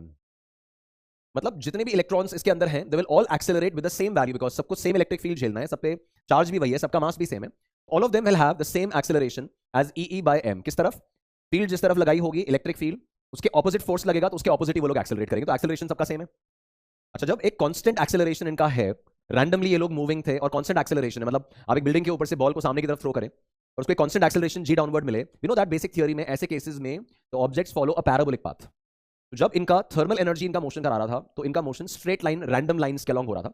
पर जैसे आप इलेक्ट्रिक फील्ड लगाने लगे, इंस्टेड ऑफ स्ट्रेट लाइंस, ऐसी स्ट्रेट लाइन पे जाने की जगह वो एक पैराबोलिक पाथ फॉलो करने लगा, जब तक कि वो किसी और इलेक्ट्रॉन से नहीं टकरा जाता है। ऐसे एक पैराबोलिक पाथ फॉलो किया, फिर टकराया, धीरे धीरे सारे इलेक्ट्रॉन्स वो फील्ड के अगेंस्ट ड्रिफ्ट होने लगे, वो ड्रिफ्ट वेलोसिटी और एक्सेलरेशन सबका ही आएगा। देन सेकंड पॉइंट इसमें आता है about relaxation time. Relaxation time क्या होता है गाइस? तो जैसे जब इलेक्ट्रॉन्स इधर उधर भाग रहे हैं, इधर उधर रैंडमली टकरा रहे हैं आपस में, the time gap between two consecutive collisions of an electron, एक इलेक्ट्रॉन अभी इस इलेक्ट्रॉन से टकराया और अभी दूसरे इलेक्ट्रॉन से टकराने जा रहा है, तो बीच में एक फ्री टाइम है, बीच में एक ऐसा टाइम है जब इलेक्ट्रॉन किसी से कोलाइड नहीं कर रहा, किसी से टकरा नहीं रहा है, we call that time as the relaxation time. वो रिलैक्सेशन टाइम ऑब्वियसली सारे इलेक्ट्रॉन्स के लिए अलग अलग होगा। इनफैक्ट किसी एक इलेक्ट्रॉन के लिए भी देखें तो अभी उसका एक कोलिजन यहां पर हुआ, फिर सडनली अगला कोलिजन जो बहुत जल्दी हो गया, नेक्स्ट कोलिजन थोड़ा और लेट हुआ, तो उस एक इलेक्ट्रॉन के लिए भी टाउ का रिलैक्सेशन टाइम का कोई सिंगल वैल्यू नहीं है। ऐसे केस में we need to find out the mean relaxation time. Relaxation time क्या है? The time gap between the consecutive collisions of an electron. अब इलेक्ट्रिक फील्ड जो है वो उसी रिलैक्सेशन टाइम के दौरान इलेक्ट्रॉन पे बिहेव कर रही है, बिकॉज कोलिजन के बाद तो कोलिजन का इंपल्स डिसाइड करेगा कि इलेक्ट्रॉन कहां मुड़ना है। तो जब तक वो कोलाइड नहीं कर रहा था फ्री टाइम रिलैक्सेशन टाइम में, उस दौरान इलेक्ट्रिक फील्ड ने बिहेव किया और उसको ड्रिफ्ट वेलोसिटी अचीव कराया। इतनी देर में वो अगला कोलिजन हो गया, कोलिजन ने उसकी डायरेक्शन यहां मोड़ दी, फिर जब वो फ्री था रिलैक्सेशन टाइम था, फिर इलेक्ट्रिक फील्ड अपना काम करिए उसको ड्रिफ्ट कराने का। उस रिलैक्सेशन टाइम के अंदर अंदर वेलोसिटी वो कितना गेन कर लेगा, ये v बराबर u प्लस at से उसका एवरेज आउट करके आता है, डेरिवेशन पे अपन नहीं जा रहे, तो रिजल्ट अगेन बहुत इंपॉर्टेंट है that the drift velocity v equals to u plus at। Starting में सबका एवरेज आउट वेलोसिटी 0 था, एक्सेलरेशन अभी मैंने बताया कितना आएगा सबका e by m, और टाइम उन्हें कितना मिल रहा है बिहेव करने के लिए, दैट्स रिलैक्सेशन टाइम। तो vd is e by m into tau, v बराबर u plus a into t format में ध्यान रखो, राइट। फिर इस रिजल्ट को जब रेजिस्टिविटी के फॉर्मेट में काम में लिया जाता है, that rho equals to e by j पढ़ा था, j को आप लिख सकते हो NeVd, vd को आप लिख सकते हो e by m into tau, और सब जब रीअरेंज करोगे तो रेजिस्टिविटी की जो वैल्यू आएगी, that resistivity comes out as m upon ne square tau, ये रेजिस्टिविटी आता है। और रेसिप्रोकल करूंगा तो कंडक्टिविटी जो आएगा that is ne square by m into tau. ये डेफिनेटली आप लोग याद रखेंगे that conductivity in terms of relaxation time it is sigma equals to ne square by m into tau, ये वाला फॉर्मूला। अच्छा, इसको अपन अब टेम्परेचर डिपेंडेंस वाले से भी कनेक्ट कर लेते हैं, सारी चीजें घूम फिर के अटैच हो जाएंगी। आप देखिए जब आप एक कंडक्टर का टेम्परेचर बढ़ाते हो, टेम्परेचर बढ़ाओगे तो कोलिजन्स और इंटेंस होंगे और धमाधम कोलिजन्स होने लगेंगे, दैट मींस दो कोलिजन्स के बीच का टाइम गैप कम हो जाएगा। अगर रिलैक्सेशन टाइम कम होगा तो उसका कंडक्टिविटी भी कम हो जाएगा ना। कोलिजन्स अगर बहुत फास्ट होने लगेंगे तो फ्री टाइम कितना है, कम हो गया फ्री टाइम तो, और जल्दी जल्दी कोलाइड कर रहा है तो रिलैक्सेशन टाइम रिड्यूस हुआ, रिलैक्सेशन टाइम रिड्यूस हुआ तो सिग्मा रिड्यूस हो गया, और सिग्मा रिड्यूस हो गया तो रो जो है कंडक्टिविटी है जो वो बढ़ गया। Basically as we increase the temperature, temperature बढ़ाने से रिलैक्सेशन टाइम कम हो रहा है, रिलैक्सेशन टाइम कम हो रहा है तो कंडक्टिविटी कम हो रही है यूजिंग दिस फॉर्मूला, और कंडक्टिविटी अगर कम हो रही है तो रेजिस्टिविटी एंड रेजिस्टेंस बढ़ रहा है, दिस इज फॉर कंडक्टर्स। ध्यान रहे टेम्परेचर बढ़ाने से ना तो n में चेंज आएगा, n क्या है नंबर डेंसिटी, या टेम्परेचर बढ़ाने से फ्री इलेक्ट्रॉन तो बन नहीं जाएंगे, वो तो पहले से अनलिमिटेड है उसके पास फ्री इलेक्ट्रॉन्स कंडक्टर के पास, तो n नहीं बदलेगा, e electronic charge constant, m मास जो है कांस्टेंट। तो टेम्परेचर बदलने से अफेक्ट सिर्फ क्या हो रहा है, टाउ, और टाउ अफेक्ट हो रहा है, that's why conductivity and resistivity temperature dependent पाए जाते हैं। ये ध्यान रखना है that sigma is ne square by m into tau and v is e by m into tau. अलग अलग कॉन्टेक्स्ट में डेफिनेटली इनको अपन को काम में लेना है। चलो बढ़ते हैं आगे, एप्लीकेशन आएगी। अच्छा, उससे पहले एक लास्ट टर्म अपने रिलैक्सेशन टाइम वाली स्टोरी, उसके बाद फिर हम किरचॉफ लॉज वगैरह पे मूव करेंगे। तो मोबिलिटी जो है, किसी भी चार्ज का mobility is defined as the drift velocity acquired per unit electric field applied. ये हो क्या रहा है कि जैसे आप इलेक्ट्रिक फील्ड अप्लाई करते हो, इलेक्ट्रॉन पे फोर्स लगता है, चार्ज कैरी पे फोर्स लगता है, फोर्स लगने के कारण वो लोग एक्सेलरेट करते हैं, एक्सेलरेशन के कारण स्पीड अक्वायर करते हैं, तो मोबिलिटी उसी को कहते हैं कि the drift velocity acquired per unit electric field applied, that is termed as mobility. तो जो same amount of electric field लगाने पे जो चार्ज कैरियर ज्यादा ड्रिफ्ट स्पीड अक्वायर करेगा वो ज्यादा मोबाइल है, वो इजीली मोबिलाइज हो जाएगा। तो ये जस्ट एक इन्फॉर्मेशन के तौर पे अपन को ध्यान रखना है that mobility is defined for a charge carrier is defined as vd by e, mu equals to vd by e। Simple point है, राइट। सो नाउ गाइस, अब अपन अपने इस चैप्टर के क्रूशियल सेक्शंस और जो फर्दर इंपॉर्टेंस रखते हैं उन पे मूव कर रहे हैं। तो one of them is Kirchhoff rules. Kirchhoff rules में रिकॉल करें तो हमारे पास एक तो जंक्शन लॉ होता था और एक loop law. Junction law basically कह रहा है कि अगर कोई भी दो, तीन वायर्स, चार वायर्स, पांच वायर्स एक पर्टिकुलर पॉइंट पे अगर मिल रहे हैं, एक पर्टिकुलर पॉइंट पे अगर मिल रहे हैं, समथिंग लाइक दिस, तो ऐसे केस में the amount of current entering will be equal to the amount of current leaving. जितना करंट उस सर्किट में एंटर हो रहा है उतना अमाउंट ऑफ करंट उसमें लीव भी करेगा, and that is basically dependent on based on charge conservation कि यार जितना चार्ज एंटर किया उतना लीव भी करेगा। ऑब्वियसली चार्ज कंजर्वेशन तो वायलेट नहीं कर सकते कि 5 कूलम एंटर किया और 7 कूलम एग्जिट कर गया, या 5 एंटर किया है 3 ही एग्जिट किया है, जितना चार्ज एंटर कर रहा है उतना लीव करेगा। इसका मतलब the amount of current entering the junction will be equal to the amount of current leaving. इस केस में we can write that I1 plus I2 will be equal to I3 plus I4, entering बराबर leaving. इस junction law में, ये जो junction law है is based on conservation of charge, ये ध्यान रखेंगे। इसको ऐसे भी कई बार क्वेश्चन फायर किया जाता है। यहां पर अपन ने एक मान लो मेन लाइन बना ली, मेन वायर बना लिया, यहां से कुछ ब्रांचेस बनाए, इधर यहां पे ब्रांच बनाया, यहां पे ब्रांच बनाया, इधर फर्दर ब्रांचेस बना दिए। यहां से मैंने करंट एंटर कराया, मान लो दिस इज I1, इधर से एंटर करा रहा हूं दिस इज I2, यहां से लेट्स से लीव करा रहा हूं दिस इज I3, यहां से लीविंग है दिस इज I4, ठीक है, या फिर हाँ ठीक है, और इसमें इस जगह से let's say we have I5 और यहां से एंटर कर रहा था I6। ऐसे केसेस में वी कैन सी दैट कि कोई एक सिंगल जंक्शन नहीं है, बट बीच का जो कॉमन लाइन है ना, सारा करंट जो है वो ब्रांचेस जो है ना वो सारा करंट उसी में से विड्रॉ और ऐड कर रहे हैं। तो the net current in that main line वो लीविंग और एंटरिंग उसमें भी मैच कर जाएगा। मतलब इस कंप्लीट बीच वाले वायर को हटाकर आप एक सिंगल पॉइंट से रिप्लेस करते हो इसकी तरफ, और फिर वो 6 ब्रांचेस आप ऐड करेंगे और एंटरिंग और लीविंग को मैच करा देंगे। इस प्रोफाइल में क्या हो जाएगा कि आपका I1 plus I2 plus I6 ये 3 एंटर हो रहे हैं, तो I1 plus I2 plus I6 that will match with I3 plus I4 plus I5, 3 plus 4 plus 5। That is basics of junction law. Kirchhoff rules में पहला अपना जंक्शन लॉ है guys. Kirchhoff laws जो है अपने सर्किट को सॉल्व करने के लिए रेजिस्टेंस, बैटरीज वगैरह में करंट कितना होगा, सीरीज पैरेलल क्या होगा, उन सब के अंदर मेन कॉन्सेप्ट आपका किरचॉफ का ही काम में आता है। सर्किट सॉल्विंग में मेनली अपन को ये काम में आता है। द फर्स्ट लॉ जो है that is a junction rule. Junction rule is basically the amount of current entering equals to amount of current leaving. Then second law अपना होता था लूप लॉ। लूप लॉ जो है that is based on energy conservation. ये दोनों points ध्यान रखने हैं। जंक्शन लॉ चार्ज कंजर्वेशन पे बेस्ड है, लूप लॉ एनर्जी कंजर्वेशन पे बेस्ड है। बिकॉज अब ये कह रहा है the algebraic sum of all the potential differences along a closed loop in a circuit is zero. मतलब अगर आप इस सर्किट में मान लो यहां से ट्रैवर्स करना शुरू करें, मतलब आप अपने सर्किट में आगे चलोगे और जो जो सर्किट एलिमेंट्स आपको मिलेंगे उनके अक्रॉस पोटेंशियल डिफरेंस आप पिक करते जाओगे, और ऐसा करते करते अगर एक कंप्लीट लूप में आप घूम जाते हैं तो नेट पोटेंशियल डिफरेंस जो आपको मिलेगा that is going to be zero. मतलब यार अगर मैं ए से लेकर ई तक नेट पोटेंशियल डिफरेंस लिखूंगा ना, तो VA minus VE it can be written as sorry, इसमें अगर मान लो मैं ए से स्टार्ट कर रहा हूं और ए से स्टार्ट करके मैं दोबारा अगर ए पे पहुंचूंगा तो net potential difference it is going to be VA minus VB plus VB minus VC plus VC minus VD plus VD minus VE plus VE minus VF and VF minus VA। वो सब कुछ add करके जो जो circuit element मिला उसका potential difference add करके zero हो जाएगा एज पर लूप लॉ। तो सिंपल सा कैलकुलेशन है, आप लिखोगे इनको, जैसे आप ऐड करोगे आप अल्टीमेटली जब ए पे एंड कर रहे हैं आपका स्टार्टिंग और एंड पॉइंट सेम है तो नेट डिफरेंस तो जीरो ही आना था। अब इसमें लूप लॉ लिखने में गाइज अपन एक रिजल्ट बना लेते हैं, रिजल्ट रिकॉल करते हैं। इसको अगेन पूरा डिटेल में एक्सप्लेन करने की जगह एक रिजल्ट के फॉर्मेट में अपन चलाते हैं कि जब भी अपन लूप लिखते समय, लूप लॉ लिखते समय एक बैटरी के अक्रॉस जाएंगे, है ना, जब एक बैटरी एनकाउंटर करेंगे तो बैटरी में अगर हम ट्रैवल कर रहे हैं from smaller potential terminal to higher potential terminal, छोटे टर्मिनल से बड़ी लाइन की तरफ जा रहे हैं, स्मॉलर से हायर पोटेंशियल की तरफ जा रहे हैं, तो will write that potential difference as plus E. और अगर मैं बैटरी के अक्रॉस बड़े से छोटे लाइन की तरफ जा रहा हूं, हायर से लोअर की तरफ जा रहा हूं, तो obviously that potential difference has to be negative, है ना, ये पोटेंशियल ड्रॉप हुआ है तो डिफरेंस नेगेटिव आएगा तो माइनस ई। बैटरी के केस में सिंपल सा पॉइंट है, जब आप एक बैटरी के अक्रॉस ट्रैवल करोगे, बैटरी के केस में अगर मैं लोअर पोटेंशियल से हायर पोटेंशियल की तरफ जा रहा हूं,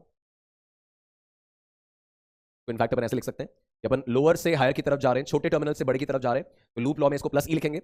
और अगर हायर से लोअर की तरफ जा रहे हैं, मतलब बड़ी लाइन से छोटी लाइन की तरफ ट्रैवल किया है, तो we write that potential difference as minus E. फिर अपन रेजिस्टेंस के अक्रॉस देखें तो रेजिस्टेंस के अक्रॉस गाइस इसी लेक्चर में अपनी बात हुई थी कि रेजिस्टेंस के अक्रॉस करंट हमेशा हायर से लोअर पोटेंशियल की तरफ फ्लो करता है। अपन इसको ऐसे ध्यान रख रहे हैं कि जब सर्किट में आप ट्रैवर्स करोगे, जब आप लूप लॉ लिखोगे, तो अगर आप एक रेजिस्टेंस के अक्रॉस चले और आप करंट की डायरेक्शन में जा रहे हो, है ना, जिस तरफ करंट जा रहा है उसी तरफ ट्रैवल कर रहे हो, फिर यहां से नीचे आए, फिर यहां से ऐसा है, फिर वापस आ गए, पूरा लूप में घूमना है आपको। तो रेजिस्टेंस में अगर मैं along the direction of current travel किया हूं, तो will write the potential difference as minus IR। You know that resistance के अक्रॉस पोटेंशियल डिफरेंस होता तो IR ही है, डिसीजन सिर्फ क्या लेना है कि प्लस लिखेंगे कि माइनस। लूप लॉ लिखते समय इस सर्किट में पूरा घूमकर ट्रैवल करते समय जब एक एक एलिमेंट का पोटेंशियल डिफरेंस उठाओगे, किसको पॉजिटिव लोगे किसको नेगेटिव लोगे, तो रेजिस्टेंस में जब करंट के अलोंग जाओगे तो माइनस IR, और जब करंट के विपरीत एक रेजिस्टेंस के अक्रॉस ट्रैवल करोगे of course it is going to be plus IR। ठीक है, कैपेसिटेंस का, इंडक्टेंस वगैरह का आगे के चैप्टर्स में डिस्क्रिप्शन आ जाएगा, बट यहां लूप लॉ इस तरह से चल रहे हैं। जैसे अगर मैं इस सिचुएशन में लूप लॉ लिखूंगा तो क्या करना है, किसी भी एक पॉइंट से स्टार्ट करो चलना, या तो आप उसमें क्लॉकवाइज घूम जाइए पूरे लूप में, लूप मतलब वही आपका स्टार्टिंग और एंड पॉइंट सेम होना चाहिए, या तो पूरा क्लॉकवाइज ऑर्डर में घूम के वापस आओ या एंटी क्लॉकवाइज ऑर्डर में घूम के वापस आओ, what ever be the scenario, आप कोई भी डिसीजन इसमें ले सकते हैं, डजंट अफेक्ट एनीथिंग। तो मान लो इसमें मैं क्लॉकवाइज लूप लिख रहा हूं, ए से चला और जो जो सर्किट एलिमेंट बीच में मिलता गया उसके अक्रॉस पोटेंशियल डिफरेंस लिखता गया। तो यहां से जब मैं आगे बढ़ा तो मुझे एक रेजिस्टर मिला I1 current, R1 resistance, current की direction will write it as minus I1 R1। Then यहां से फर्दर अपन आगे बढ़े तो R2 के अक्रॉस I2 करंट दिखाया हुआ है। तो अगेन यहां से जब नीचे उतरे तो इस लूप में जब अपन आगे बढ़ रहे हैं तो करंट की डायरेक्शन में अपन नीचे उतर रहे हैं, this is minus I2 R2, इसके अक्रॉस का पोटेंशियल डिफरेंस। तो यहां से ए की तरफ जाने के लिए इधर घूमे, यहां बैटरी में छोटे से बड़े टर्मिनल की तरफ गए हैं तो प्लस E1, ये अपने सीखा था यहां पे। फिर रेजिस्टेंस में अगेन ये करंट का एरो करंट के डायरेक्शन में जा रहे हैं तो माइनस I3 R3, तो माइनस I3 R3। देन यहां से ऊपर की तरफ गए, अब इस बार आप देखें तो यह लूप में जब आगे जा रहा हूं, ये एक्चुअली किसी बड़े सर्किट का एक छोटा सा सेक्शन हमें दिखा रखा है, दैट्स व्हाई करंट के डायरेक्शन अभी इधर उधर रैंडम है। यहां से जब ऊपर गए तो यहां अब मैं करंट के ऑपोजिट जा रहा हूं, ये I4 के ऑपोजिट जा रहा हूं इस रेजिस्टेंस के अक्रॉस, तो प्लस IR हो जाएगा इस बार, तो प्लस I4 R4, और फिर इस बैटरी में बड़े से छोटे टर्मिनल की तरफ गए तो minus E2 and that net potential difference becomes zero. ये आपका लूप लॉ का इक्वेशन बना, starting from A and again ending towards A. आप ये एंटी क्लॉकवाइज भी लिखते तो भी it would have been the same result. ठीक है, अब ऐसे केसेस में गाइस ध्यान रखेंगे, जैसे ये आप करंट वगैरह का जो एनालिसिस है उस पे बेस एग्जांपल्स के थ्रू अपन वो डिटेलिंग समझते हैं। किरचॉफ में one is junction law, current entering बराबर leaving. Loop law, net potential difference across that close loop in a circular path is, या in a closed path is zero. अब इन दोनों को सर्किट सॉल्विंग में कैसे काम में लेना है उस डायरेक्शन में आगे काम करेंगे, बट उससे पहले दो नाम जो सर्किट सॉल्विंग में बहुत काम में आने वाले हैं, they are short circuiting and earthing. Guys देखो, शॉर्ट सर्किट क्या होता है? शॉर्ट सर्किट में जब भी आप एक रेजिस्टेंस कंसीडर कर रहे हो, ये R1, और इस R1 के जो टर्मिनल्स हैं, ये रेजिस्टेंस के टर्मिनल्स हैं यहां पर, ये दोनों अगर आपस में जोड़ दिए जाएं, अब ये वाला पॉइंट आप देखो, इस R1 के अक्रॉस एक नॉर्मल तार जुड़ा हुआ है, बीच में कोई रेजिस्टर वगैरह नहीं है। Basically this point is directly joined with that point. Electric potential में आपने सीखा है कि कोई भी दो पॉइंट्स, कंडक्टर्स को, कोई भी दो पॉइंट्स को अगर डायरेक्टली जॉइन कर दिया जाता है तो they arrive at the same potential, वो इमीडिएटली सेम पोटेंशियल पे आ जाते हैं। दैट मींस अगर मैं यहां पर पोटेंशियल ए मार्क करता हूं और इधर से सीधा घूमकर यहां पर अपन आ रहे हैं, तो ये भी आपका पोटेंशियल ए ही होगा। तो R1 के across potential difference becomes zero, है ना। और ऐसे केस में भी से दैट R1 शॉर्ट हो गया है, उसके अक्रॉस कोई करंट नहीं जाएगा, उसको कोई पोटेंशियल डिफरेंस नहीं मिलेगा, and that can be removed from the network. तो सिंपली क्या होगा, जब भी किसी सर्किट एलिमेंट के अक्रॉस आपको सीधा सीधा एक नॉर्मल तार जुड़ा हुआ दिख रहा है, मतलब उस एलिमेंट के दोनों जो टर्मिनल्स है ना, उन्हीं को आपस में जोड़ दिया, ऐसे केस में वो शॉर्ट सर्किट हो जाएगा, उसके अक्रॉस कोई करंट एंड पोटेंशियल डिफरेंस नहीं, दैट कैन बी एलिमिनेटेड। और इस सर्किट में अब केवल R2 बचा, तो करंट कितना हो जाएगा? It's E by R2। किसी भी एलिमेंट के साथ अगर ऐसा होगा, उसको शॉर्ट सर्किट करके आप सर्किट में से रिमूव कर सकेंगे। It will be valid for capacitors also, inductors also. Then second चीज जो हमें अपने सर्किट्स में काम में आती है, दैट इज अर्थिंग। अर्थिंग का फंडा गाइस ये है कि पूरे सर्किट में किसी भी एक पॉइंट को आप एक रेफरेंस पॉइंट बना सकते हो, मतलब आप वहां से उसकी अर्थिंग कर सकते हैं to assign a zero potential at that point. और ये काम पूरे सर्किट में किसी एक ही पॉइंट के साथ होगा। कोई भी पॉइंट का अर्थिंग कर सकते हैं, मतलब या तो वो क्वेश्चन आपको दे रहा है या फिर आप अपने हिसाब से डिसीजन ले रहे हो। मैंने किसी एक पॉइंट का अर्थिंग किया, मतलब वहां जीरो पोटेंशियल असाइन कर दिया, अर्थ का पोटेंशियल एज रेफरेंस जीरो मानते हैं, तो वहां जीरो पोटेंशियल असाइन कर दिया, और उसके हिसाब से बाकी पूरे सर्किट में पोटेंशियल्स डिसाइड होंगे। इस वाले सर्किट में अगर मैं यहां पे अर्थिंग कर रहा हूं ना, तो इस पॉइंट का पोटेंशियल जो है वो V इक्वल्स टू जीरो हो जाएगा, इस वाली जगह का पोटेंशियल जीरो है, और फिर बाकी सारे पॉइंट्स का पोटेंशियल उसके अकॉर्डिंग हमें कैलकुलेट करना पड़ेगा। तो जब भी सर्किट में आपको अर्थिंग दिखे, उस जगह जीरो पोटेंशियल असाइन करो और बाकी जगह के पोटेंशियल्स उसके अकॉर्डिंग। ओके फाइन, टॉपिक आ रहा है series and parallel combination. So guys, अब जब सीरीज एंड पैरेलल कॉम्बिनेशन का मैटर है, सर्किट सॉल्विंग का मैटर है, तो ये हमारे लिए सबसे स्ट्रेट फॉरवर्ड टॉपिक रहा है अगर अपन क्लास 10th लेवल पे देखें। और 12th में आते आते इसमें कुछ कुछ कॉम्प्लिकेशंस जो हैं, थोड़े बहुत कैलकुलेशंस वगैरह जो है वो और बेटर ऐड होते चले जाते हैं। तो एक बार थ्योरी अपन रिकॉल करें, तो जब रेजिस्टेंसेस सीरीज में है, मतलब जब दो या दो से ज्यादा रेजिस्टर्स अगर सक्सेशन में जुड़े हैं, सक्सेशन में जुड़े होने का मतलब है they are connected end to end without any junction in between. Series की पहचान याद रखोगे, कोई भी दो रेजिस्टर्स अगर बीच में बिना जंक्शन के अगर कनेक्टेड है, तो वी से that they are in series. तो तीनों यहाँ पे सीरीज में है। अपना इक्विवेलेंट जो है वो ऑब्वियसली अपन को ध्यान है कि series equivalent is just the addition R1 plus R2 plus R3। अब सिंस तीनों के अक्रॉस करंट सेम होगा, सिंस ये बीच में कोई जंक्शन नहीं आ रहा है ना, तो यहां अगर कुछ आई करंट गया है, तो जंक्शन होता तो करंट स्प्लिट हो जाता या और अंदर आ जाता, चेंज हो जाता। बट सिंस कोई जंक्शन नहीं है, सीरीज में है, तो तीनों के across the value of current is the same. अब जब करंट तीनों के अक्रॉस सेम है, या फिर अपन ऐसा बोल सकते, मान लो दो रेजिस्टर्स होते हैं, दो रेजिस्टर्स अगर हैं तो करंट दोनों के अक्रॉस सेम है जब सीरीज में है, तो आई को लिख सकते हैं एज V by R। इस फर्स्ट वाले के अक्रॉस पोटेंशियल डिफरेंस V1 है और रेजिस्टेंस R1 है। सेकंड वाले के अक्रॉस पोटेंशियल डिफरेंस अगर V2 है और रेजिस्टेंस R2 है, we can see that guys V1 by V2 will be equals to R1 by R2। मतलब फर्स्टली जब आप रेजिस्टर्स को सीरीज में कनेक्ट करेंगे, तो एक तो इक्विवेलेंट जो है वो सीधा R1 plus R2 plus R3 से आ जाएगा। करंट जो है वो उन सब में सेम जाएगा, करंट वैल्यू सब में सेम जाएगी। करंट अगर सेम जा रहा है, और पोटेंशियल की बात करें, तो जितना आपका ये बैटरी वोल्टेज है ना, that is distributed amongst these three. मतलब ये V1 plus V2 plus V3 will be equals to the EMF of the battery. मतलब जब सीरीज में होंगे तो करंट तो सेम होगा और पोटेंशियल आपस में बांट दिया जाएगा, नॉट नेसेसरीली इक्वली, इक्वल नहीं बटेगा ना ऑब्वियसली। तो वोल्टेज का डिस्ट्रीब्यूशन कैसे करना है, तो voltage in series the voltage is distributed in direct ratio of the resistance. ठीक है, सिंस I का वैल्यू सेम है तो V1 by V2 comes out as R1 by R2। इसका मतलब जिसका रेजिस्टेंस वैल्यू ज्यादा है बैटरी वोल्टेज में से, उसको वोल्टेज शेयर ज्यादा मिल रहा है। ठीक है, so the greater resistance gets the higher voltage contribution, higher voltage share. तो करंट सेम और वोल्टेज का डिस्ट्रीब्यूशन कैसे, वोल्टेज का डिस्ट्रीब्यूशन होगा रेजिस्टेंस के रेशियो में, R1 is to R2 में आप बैटरी वोल्टेज को डिस्ट्रीब्यूट कर दोगे। यहां कैसे होगा, यहां R1 is to R2 is to R3 में डिस्ट्रीब्यूट कर दोगे। Right, so potential difference applied across the combination is the sum of resulting potential difference. ये तीनों के अक्रॉस का पोटेंशियल डिफरेंस नेट EMF के बराबर आ जाएगा, और वोल्टेज की हमें डिस्ट्रीब्यूशन करनी है। अभी मैं पॉइंट बोला था कि सीरीज में guys voltage is distributed in the direct ratio of resistance. अगर मान लो सीरीज वालों में पावर कंपेयर करनी है, तो सीरीज वाले रेजिस्टर्स में we know that current same होगा। पावर का मेरे पास फॉर्मूला है V² R या फिर I²R। अब V² R में यार सीरीज वालों में वोल्टेज तो सबके अलग अलग है, बट करंट सेम है ना, तो पावर अपन कैलकुलेशन या पावर कंपैरिजन कैसे कर सकते हैं? तो that power can be compared using I square into R. जब आई सबके अक्रॉस सेम है तो P is going to be directly proportional to R. तो जिसका रेजिस्टेंस ज्यादा है सीरीज में उसके अक्रॉस पावर डिसिपेशन भी ज्यादा हो जाएगा। P1:P2:P3, R1:R2:R3 के रेशियो में आ गया। तो सीरीज के स्टैंडर्ड रिजल्ट्स बस अपन ध्यान रख रहे हैं तो इक्विवेलेंट, देन करंट सब में सेम, वोल्टेज का बंटवारा करना है, किस रेशियो में करना है? रेजिस्टेंस के डायरेक्ट रेशियो में। सीरीज वालों में higher resistance gets the greater voltage. Power calculation series में आई स्क्वायर आर से करेंगे बिकॉज आई सबका पता है सेम है, तो आर की प्रोपोर्शनलिटी आ जाएगी और इस तरह से पावर कैलकुलेशन बनेगी। अच्छा, अगर n number of identical resistors series में लगा दिए तो आर प्लस आर करते करते आपका इक्विवेलेंट n टाइम्स आर आ जाएगा। सिंपल से पॉइंट है, न्यूमेरिकल्स के थ्रू इसको और डिटेल में लेके जाएंगे। पैरेलल अपन रिकॉल करें गाइस, कोई भी दो रेजिस्टर्स को हम पैरेलल में कब बोल रहे हैं? तो पैरेलल में उन्हें तब बोला जा रहा है ऑल्दो वी नो दैट कि उनका डायग्राम हमें इंडिकेशन दे देता है बहुत बार कि सीरीज है कि पैरेलल। बट मान लो इस तरह के मैंने दो रेजिस्टर्स लिए और यहां पर मैंने बैटरी कनेक्ट किया। If I mark this as terminal A and that as B. अब मैंने आपको बोला था कि सिंस ये पॉइंट और ये पॉइंट डायरेक्टली जॉइंड है, बीच में कोई सर्किट एलिमेंट नहीं आ रहा है, डायरेक्टली तार से जॉइंड है, इसका पोटेंशियल सेम होगा, सेम अल्फाबेट आ जाएगा ए, और इसका पोटेंशियल सेम होगा एज बी। ऐसे ये पॉइंट भी डायरेक्टली जॉइंड है तो ये भी ए हो जाएगा, ये भी बी हो जाएगा। तो व्हेन टू रेजिस्टर्स और more resistors are connected across the same terminals, अगर वो सेम अल्फाबेट्स के अक्रॉस जुड़े हैं, अगर वो सेम टर्मिनल्स के अक्रॉस जुड़े हैं, वी से that the resistors are in parallel. And since यार वो दोनों ए बी के अक्रॉस जुड़े हैं तो दोनों के अक्रॉस पोटेंशियल डिफरेंस भी सेम ही आएगा। जितना ए बी के अक्रॉस पोटेंशियल डिफरेंस है वही R2 को मिल रहा है, वही R1 को मिल रहा है। तो सीरीज में करंट सेम था, वोल्टेज बंटवारा हुआ था, और पैरेलल में वोल्टेज सेम होगा और करंट की स्प्लिटिंग होगी। मान लो बैटरी के अक्रॉस यहां से आई करंट गया और वो यहां पे स्प्लिट हो जाएगा एज I2 एंड यहां I1। Of course we can write that I equals to I1 plus I2। तो करंट का दोनों में बंटवारा हो रहा है और वोल्टेज दोनों के अक्रॉस सेम है।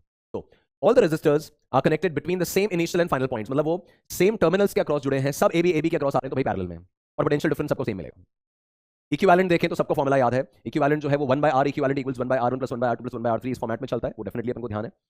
इस पॉइंट को ध्यान रखेंगे गाइस, जब इक्विवेलेंट निकालते हो ना आप इस तरह की कैलकुलेशन में, तो इस कैलकुलेशन का ये प्रॉपर्टी है, सिर्फ रेजिस्टेंस की प्रॉपर्टी नहीं, इस मैथमेटिक्स का प्रॉपर्टी है ये। अपन जानते हैं same mathematics capacitors in series में भी लगती है, सेम ये फॉर्मूला इस टाइप का सीरीज कैपेसिटर्स में लगता है। तो इस मैथमेटिक्स का प्रॉपर्टी है कि जो आपका रिजल्ट आएगा ना, R1 R2 R3 R4 का इक्विवेलेंट जो आएगा, that equivalent will be smaller than the smallest resistance available. मतलब अगर आप 2 ओम 4 ओम और 7 ओम को पैरेलल में लगा रहे हो तो इक्विवेलेंट जो आएगा वो सबसे छोटा 2 ओम जो है ना उससे भी कम आएगा। तो वो इस कैलकुलेशन का प्रॉपर्टी है, वो डेफिनेटली अपन को ध्यान रखना चाहिए that equivalent is smaller than the smallest resistance available in the group. Then अब देखो, जब पैरेलल में है ये तो वोल्टेज तो सेम हो गया। तो जो दो रेजिस्टर्स पैरेलल में हैं उनमें वोल्टेज बराबर रहेगा, V1 बराबर V2 हुआ। इस V1 को मैं लिख सकता हूं as I1 R1 V = IR, और इसको लिख सकता हूं एज I2 R2। और यहां से अपन करंट का रेशियो देखें तो that I1 upon I2 it comes out to be R2/R1। दोस्तों ये जो करंट है ये रेजिस्टेंस के इनवर्स रेशियो में डिस्ट्रीब्यूट हो रहा है, और ऑब्वियस भी है ना, दो पैरेलल पाथ्स हैं, करंट किस पाथ पे ज्यादा जाना चाहेगा? जहां उसको ऑब्स्टेकल कम मिले, जहां उसको विरोध कम मिले, जहां उसको रेजिस्टेंस कम मिले। तो current is distributed in inverse ratio of resistance, कब? पैरेलल में। और सीरीज में voltage is distributed in the direct ratio of resistance. The greater resistance gets greater voltage in series and the greater resistance gets a smaller current in parallel. ये अपन को calculations में आगे circuit solving में बहुत fluently काम में लेना है। ये I1 I2 I3 रेजिस्टेंस के इनवर्स रेशियो में आ रहा है, जैसे मैंने कहा 1/R1 = 1/R2 = 1/R3 के फॉर्मेट में आ जाएगा। अच्छा, ऐसे ही अगर मान लो n resistors identical resistors parallel में लगे हैं, तो ये R R R and R ऐसे पैरेलल में लगे, तो इक्विवेलेंट में क्या होगा? That 1/R equivalent will be 1/R plus 1/R plus 1/R plus 1/R, ऐसे n टाइम्स 1/R हो गया। तो 1/R इक्विवेलेंट आ रहा है n टाइम्स 1/R, रेसिप्रोकल करेंगे तो R इक्विवेलेंट कितना आ रहा है? R/n। अगेन सर्किट्स में बहुत जगह पे काम में आता है, इट्स डेफिनेटली क्रूशियल फॉर्मूला, चीजों को स्पीड अप करने में बहुत काम में आता है कि अगर पैरेलल रेजिस्टर्स जो हैं आइडेंटिकल रेजिस्टर्स पैरेलल में लगाएं तो इक्विवेलेंट जो होगा वो R/n होगा। मतलब 4 ओम 4 ओम एंड 4 ओम, तीन आइडेंटिकल रेजिस्टर्स पैरेलल में, तो इक्विवेलेंट विल बी R/n 4/3, है ना। 5 ओम 5 ओम 5 ओम करते करते 5 रेजिस्टर्स पैरेलल में, तो इक्विवेलेंट इज R/5 5/5 तो 1 आ जाएगा। और ऐसे ही दो जब पैरेलल में हो ना तो ये स्पीड अप करना है, 4 एंड 4 है तो R/2 होगा, तो 4 एंड 4 का पैरेलल 2, 6 एंड 6 का पैरेलल 3। वो अपनी कैलकुलेशन में बहुत स्विफ्टली दिखना चाहिए कि 9 और 9 का पैरेलल 4.5, तो उस तरह की कैलकुलेशंस। अलॉन्ग विद दैट, अगर मान लीजिए दो ही रेजिस्टर्स हैं, मान लीजिए अगर अपनी स्टोरी में दो ही रेजिस्टर्स हैं, तो दो रेजिस्टर्स के केस में, सॉरी, तो दो रेजिस्टर्स के केस में तो क्या होगा? जैसे मान लो फॉर 2 रेजिस्टर्स अगर पैरेलल में लगाए हैं तो करंट तो रेजिस्टेंस के इनवर्स रेशियो में बांट दोगे, और इक्विवेलेंट जो है आएगा तो इसी फॉर्मूले से, जो अपने देखा था इसी फॉर्मूले से इक्विवेलेंट आएगा। पर उसको जब सॉल्व करते हैं अपन आगे तो रीअरेंज करने के बाद R इक्विवेलेंट आ जाता है as R1 R2 upon R1 plus R2। Again well known result है, अगर पैरेलल में है रेजिस्टेंस दो ही तो R1 R2 upon R1 plus R2 से आपको इक्विवेलेंट मिल जाएगा। इसको अगेन स्पीड अप करना है अपन को कैलकुलेशंस में, 6 और 3 पैरेलल में तो हो गया 6 × 3 अपॉन 6 + 3, 18/9 आ रहा है तो 2 ओम हो गया, है ना। ऐसे 12 एंड मान लो कोई भी दो आप रेजिस्टर्स ले रहे हैं तो आप 12 और 6 ले रहे हो, तो 12 और 6 में 12 into 6 upon 12 plus 6 72/18 आ रहा है तो 4 हो जाएगा। कोई भी दो रेजिस्टर्स अगर हैं तो R1 R2 अपन R1 plus R2 से अपन इक्विवेलेंट मैनेज कर सकते हैं, तो वो अपनों को कैलकुलेशंस में काम आएगा। अच्छा, पावर की बात करें तो जो पैरेलल में होंगे तो वोल्टेजेस सबके अक्रॉस सेम होंगे, 3-4 रेजिस्टर्स जो भी है वोल्टेजेस सेम होंगे। करंट का ठिकाना नहीं, करंट तो बांटना पड़ेगा। पावर कंपैरिजन कैसे होना चाहिए? V²/R से होना चाहिए, कारण कि वोल्टेज सबके अक्रॉस सेम होगा, वोल्टेज सबके अक्रॉस सेम होगा और पावर R की इनवर्स प्रोपोर्शनैलिटी में आ जाएगा। P1:P2:P3 will be equals to 1/R1:1/R2 1/R3। Resistance के इनवर्स रेशियो में पावर बांट दी जाएगी, है ना। ऐसे रिजल्ट्स अपने टिप्स पे होने चाहिए गाइस, सीरीज पैरेलल में रिजल्ट्स अपने टिप्स पे होने चाहिए और उसके अकॉर्डिंग आपकी सर्किट सॉल्विंग स्पीड अप हो सकती है। सर्किट सॉल्विंग इजी है, बट द पॉइंट इज आप चीजें अगर रिलेट ढंग से करते हो तो आप स्पीड बहुत बेटर गेन कर सकते हैं और अल्टीमेटली ये डेफिनेटली अपने लिए गेम चेंजर होता है कि अपन क्वेश्चंस को कितना स्विफ्टली पढ़ रहे हैं, किस तरह से कीवर्ड्स को अपन ध्यान दे रहे हैं, यूनिट्स का अपन ध्यान दे रहे हैं और कैलकुलेशंस में अपनी स्पीड मेंटेन कर रहे हैं। ओके चलो नेक्स्ट में टॉपिक आ रहा है, it says about grouping of cells. देखो गाइस, अभी अपना डिस्कशन हुआ है about series and parallel combination of resistors, उसकी अपने अलग अलग प्रोफाइल्स देखी हैं। इसमें बहुत सारे अलग अलग वैरायटीज और भी आते हैं। एक वो सिमेट्रिक सर्किट वाला सिचुएशन आता है जिसमें क्यूब और वो अलग अलग क्यूबॉइड्स पे रेजिस्टर्स कनेक्ट करते हैं, वो अपन अपने वन शॉट के लास्ट में देखने वाले हैं। पर ऐसे अदरवाइज सीरीज पैरेलल में और बहुत सारे प्रोफाइल्स हैं जो आप अपने क्लास 12th करिकुलम में भी आपने सॉल्व कर रखे हैं ऑलरेडी, तो उनको भी आप दोबारा गो थ्रू करें डेफिनेटली। अब नेक्स्ट पॉइंट जो अपन ले रहे हैं, this is about grouping of cells, batteries का अगर सीरीज एंड पैरेलल कॉम्बिनेशन है। तो गाइस देखो, अगर बैटरीज में ऐसा सक्सेशन में कनेक्शन आ रहा है कि आपने ये एक बैटरी लिया, उसके सक्सेशन में एक और बैटरी आ गया, उसके सक्सेशन में एक और बैटरी आ गया, and every battery has its own EMF E1 E2 E3 and its own internal resistance small R1 R2 R3, सबके इंटरनल रेजिस्टेंसेस भी गिवन है। तो ऐसे केस में अगर ये सारे बैटरीज सेम पोलैरिटी के हों, देखो ये पोलैरिटी ये पोलैरिटी ये पोलैरिटी मैच कर रहा है, सबके हायर पोटेंशियल एंड एक तरफ है, लोअर एक तरफ है, तो ऐसे केस में the equivalent EMF is straight away given by the direct addition of their individual EMFs. वो सिंपली आप लूप लॉ से भी निकाल सकते हो या अपने बेसिक इंट्यूशन से भी, इस सारे एक ही टाइप का तो ईएमएफ ऑफर कर रहे हैं, सबका पोलैरिटी एक ही है, तो नेट ईएमएफ जो आएगा वो उनके डायरेक्ट एडिशन से आ जाएगा। तो E1 + E2 + E3 + E4 हो गया। अच्छा, रेजिस्टर्स अपन देखें तो वैसे भी रेजिस्टर्स जो है वो तो सारी सक्सेशन में तो है, एंड टू एंड जुड़े हुए हैं विदाउट एनी जंक्शन। तो ऐसे रेजिस्टर्स को भी call them to be in series. तो सीरीज में है तो रेजिस्टेंस का इक्विवेलेंट तो कितना आ जाएगा? R1 + R2 + R3 + R4 as usual. तो जब बैटरी सीरीज में होंगे और सेम पोलैरिटी में लगे होंगे तो इक्विवेलेंट ईएमएफ तो डायरेक्ट एडिशन से निकाल लो और इक्विवेलेंट रेजिस्टेंस नॉर्मल रेजिस्टेंस के सीरीज कॉम्बिनेशन से निकाल लिया। बट अगर इनमें से कोई भी एक बैटरी रिवर्स पोलैरिटी में लगा होता, ध्यान रहे गाइस, अगर ये सिचुएशन ऐसा होता कि आपने ये एक बैटरी कंसिडर किया, ये उसका इंटरनल रेजिस्टेंस, फिर बीच वाला बैटरी आपने रिवर्स पोलैरिटी में लगा रखा है, ये उसका internal resistance, then we have another battery with उसका इंटरनल रेजिस्टेंस, एंड उसके बाद उसके अक्रॉस कोई कैपिटल R या कुछ और अपने फर्दर कनेक्ट किया हुआ है। अब इसको मुझे मान लीजिए रिप्लेस करना है with the equivalent battery, this is E1 E2 E3 R1 R2 R3 जो अपने स्टैंडर्ड डिटेल्स रहती हैं वो है। अब ऐसे केस में अगर आप इक्विवेलेंट निकालोगे ना, वो E1 + E2 + E3 नहीं आएगा ना ऑब्वियसली। अब जो लाइक पोलैरिटीज वाले हैं वो तो ऐड हो जाएंगे, जो सेम पोलैरिटी वाले हैं वो तो ऐड हो गए। तो E1 + E3 हो गया माइनस E2, जो रिवर्स पोलैरिटी में है उनको आप माइनस कर लें, उनको आप सब्ट्रैक्ट कर लें, तो that becomes your equivalent EMF. तो E1 + E3 - E2। और जब R इक्विवेलेंट निकालना है, रेजिस्टेंस का तो पोलैरिटी होता नहीं है, तो रेजिस्टेंस का कोई पोलैरिटी नहीं है, कुछ प्लस माइनस नहीं है, तो बैटरी को रिवर्स करने के बाद भी रेजिस्टेंस का नेचर तो वही रहा। तो यार रेजिस्टर्स तो अभी भी सक्सेशन में सीरीज में, तो R इक्विवेलेंट तो अभी भी वही रहेगा एज R1 + R2 + R3। तो ये एक पॉइंट ध्यान रखेंगे कि अगर सक्सेशन में है सेम पोलैरिटी तो direct addition of EMF, equivalent resistance direct addition of resistance. कोई भी बैटरी रिवर्स पोलैरिटी में है उसका ईएमएफ माइनस हो जाएगा, बट रेजिस्टेंस तो ऐड ही होंगे बिकॉज उनका कोई पोलैरिटी होता नहीं। अच्छा, अगर मान लीजिए सारे बैटरीज आइडेंटिकल होते हैं तो E + E + E करते करते आपका इक्विवेलेंट जो है वो n टाइम्स E आता और रेजिस्टेंस n टाइम्स R होता सिंपली।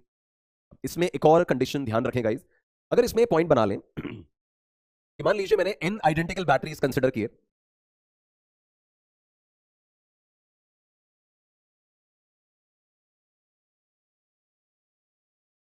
पहले मैंने n आइडेंटिकल बैटरीज ले लिए और उन n आइडेंटिकल बैटरीज में फिर मैंने ऐसा किया कि उनको पहले तो सेम पोलैरिटी से जोड़ दिया, n आइडेंटिकल बैटरीज को सेम पोलैरिटी से जोड़ दिया।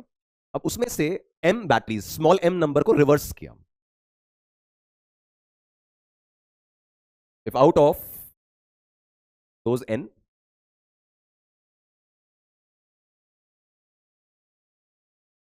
m batteries are reversed in polarity, तो पहले तो n आइडेंटिकल बैटरीज थे, उन n को अपने सीरीज में लगाया, वो सारे आइडेंटिकल पोलैरिटीज में लगे हुए थे, उसमें से m को पलट दिया अपन ने। अब मुझे अगर E इक्विवेलेंट निकालना है तो ध्यान रहे गाइस, वो n बैटरीज जो है ना उसमें से स्मॉल m काउंट अब पलट चुका है, तो सीधी पोलैरिटी के कितने जुड़े हैं? तो सीधी पोलैरिटी के n - m बैटरीज है मेरे पास, ईच ऑफ EMF E। तो सीधे पोलैरिटीज तो सब ऐड हो जाते हैं, जो लाइक पोलैरिटीज वाले वो तो ऐड हो जाते हैं। तो n माइनस m संख्या की बैटरी अभी भी लाइक पोलैरिटीज में है, तो वो तो हो गए ऐड। और m नंबर ऑफ बैटरीज को पलट के लगाया है, तो उनका ईएमएफ होगा सब्ट्रैक्ट, तो minus m times e subtract करना पड़ेगा, तो इक्विवेलेंट ईएमएफ जो आएगा वो n minus 2m times e आ जाएगा। And what about resistance? Resistance को कोई फर्क नहीं पड़ता उस पोलैरिटी से, तो आपका R इक्विवेलेंट जो है वो अभी भी n टाइम्स R ही बना रहेगा। इस पॉइंट पे ध्यान देंगे, याद रहना चाहिए कि अगर मैंने मान लीजिए 10 में से 10 बैटरीज आइडेंटिकल सीरीज में लगाए थे, 10 में से 2 को पलट दिया, तो 2 को पलटने के बाद एक तो 8 बैटरीज लाइक पोलैरिटीज वाले रहे तो 8e, फिर 2 रिवर्स्ड भी हैं तो माइनस 2e और करेंगे तो इफेक्टिव 6 के बराबर बचेगा।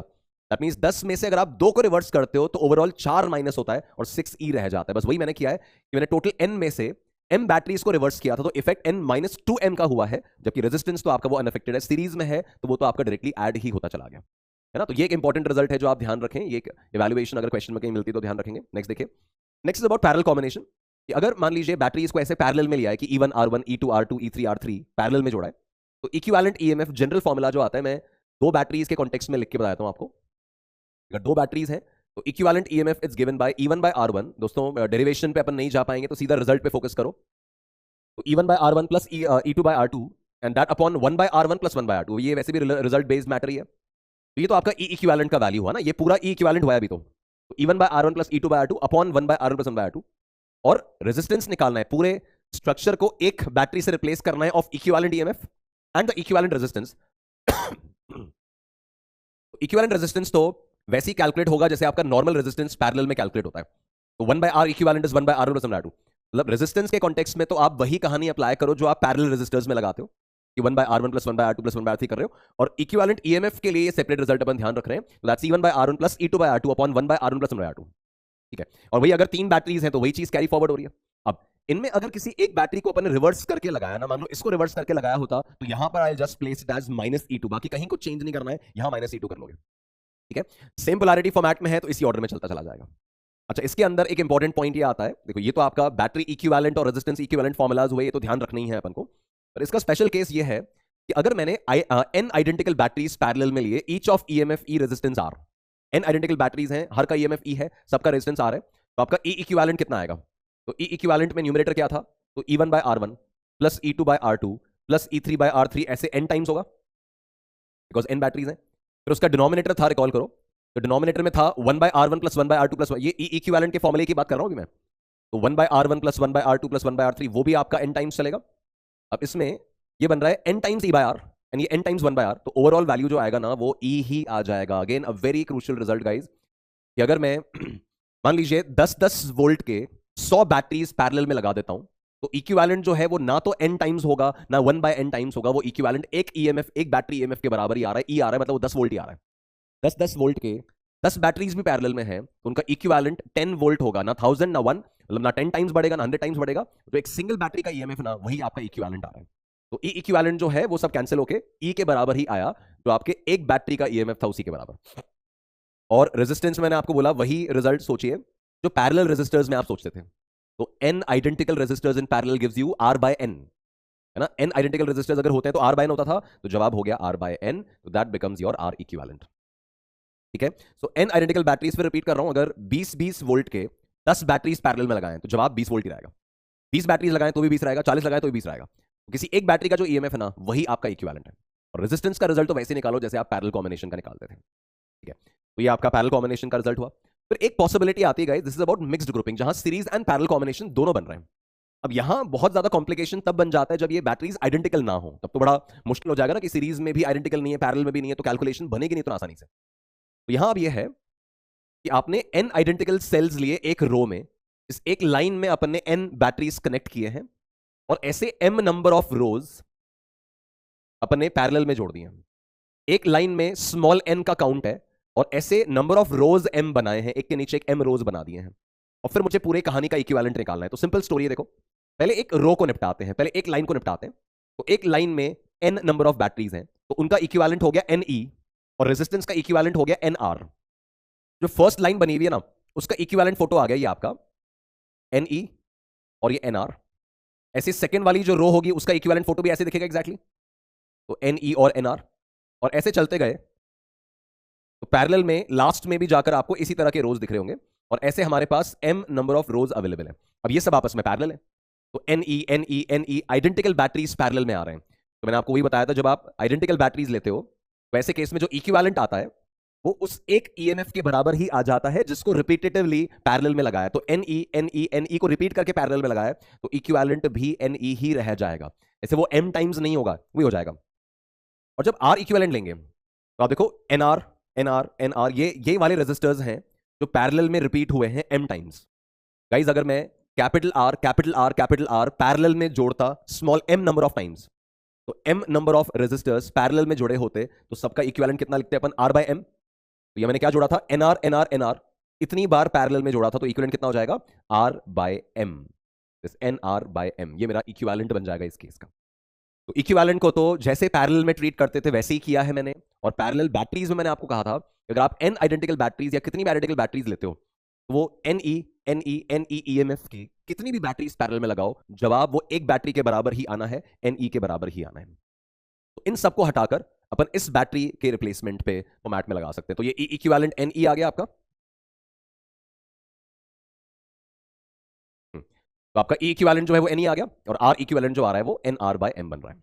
नाउ अगर मान लो ये क्वेश्चन होता कि इस पूरे सेटअप में कैपिटल R का वैल्यू क्या होना चाहिए, गाइज इस सारे बैटरीज को हटाकर आपने इस एक बैटरी और रेजिस्टेंस से रिप्लेस कर लिया है। मतलब ये आपका E इक्विवेलेंट, ये स्मॉल R इक्विवेलेंट और ये कैपिटल R आपका है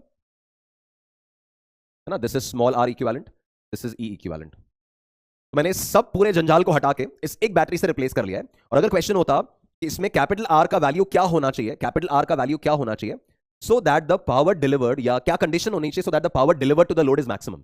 रिकॉल करें, बात हुई थी अपनी बीच में अभी इसी सेशन में कि power delivered to the load maximum तब होता है when the load resistance, when the external resistance equals to the net internal resistance. Capital R बराबर स्मॉल r होता है तो ही ये वैल्यूज मैक्सिमम पावर डिलीवर होती है, तभी मैक्सिमम पावर डिलीवर होता है लोड को। तो मैक्सिमम पावर डिलीवर तभी होगा when this capital R equals to R equivalent. So the current through the external resistance capital R is maximum, या power is maximum when this capital R external resistance equals the internal resistance. Important point है ये capital R इस R equivalent है ना, internal resistance का जो net है उसकी बराबरी कर ले, then the power delivered to the load is maximum, the current delivered to the load is maximum. तो इसको maximum resistance, maximum current या maximum power deliver कब होगा, जब इसकी वैल्यू external resistance की वैल्यू internal के बराबर हो जाए।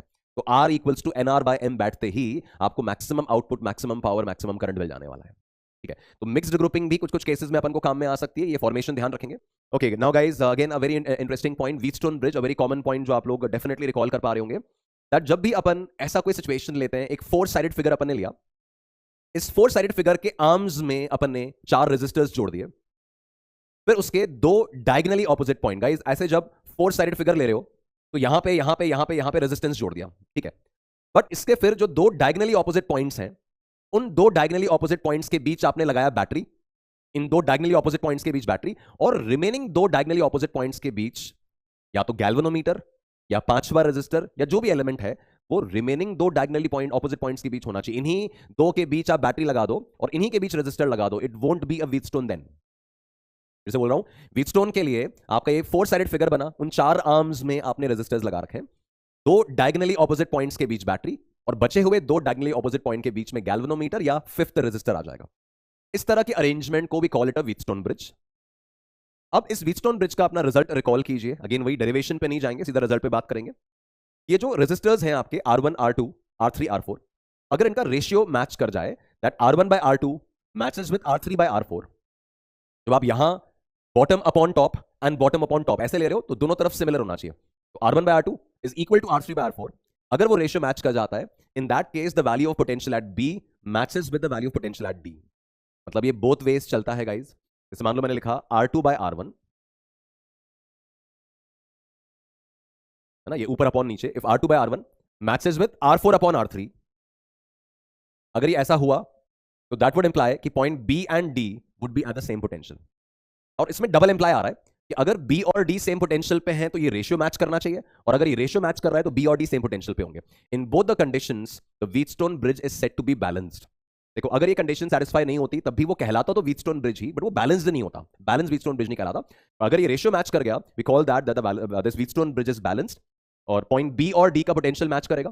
अच्छा यार, अगर B और D का पोटेंशियल मैच कर गया, इसका मतलब गैल्वेनोमीटर में से कोई करंट नहीं जाएगा and the galvanometer will not show any deflection then. सही है, तो ये रिजल्ट अपन ध्यान रख रहे हैं।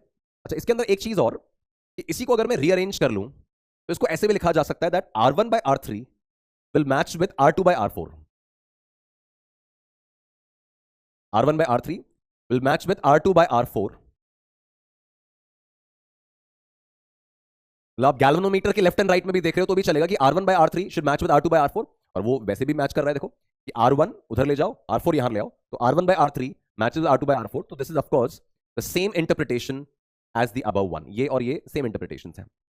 बेसिकली गाइज व्हीटस्टोन ब्रिज में ये पॉइंट ध्यान रखेंगे, अगर मैं गैल्वेनोमीटर और बैटरी दोनों की पोजीशंस इंटरचेंज कर दूं then also the Wheatstone bridge remains balanced. अगर वो अभी की स्थिति में बैलेंस्ड है तो ये जी और ये बैटरी इनको इंटरचेंज करने के बाद भी, मतलब एसी के बीच गैल्वेनोमीटर लगा दो और बीडी के बीच बैटरी लगा दो, तो भी the Wheatstone bridge will remain balanced. वो अनबैलेंस्ड नहीं हो जाएगा, वो रेशियो गड़बड़ नहीं हो जाएगा, वो रेशियो तब भी सेटल्ड रहेगा। तो जब भी आपको इस तरह का सिचुएशन मिल रहा है कि R1/R2 मैचेस विद R2/R3/R4, तो बी और डी सेम पोटेंशियल पे आ जाएंगे, गैल्वेनोमीटर में से कोई करंट नहीं जाएगा।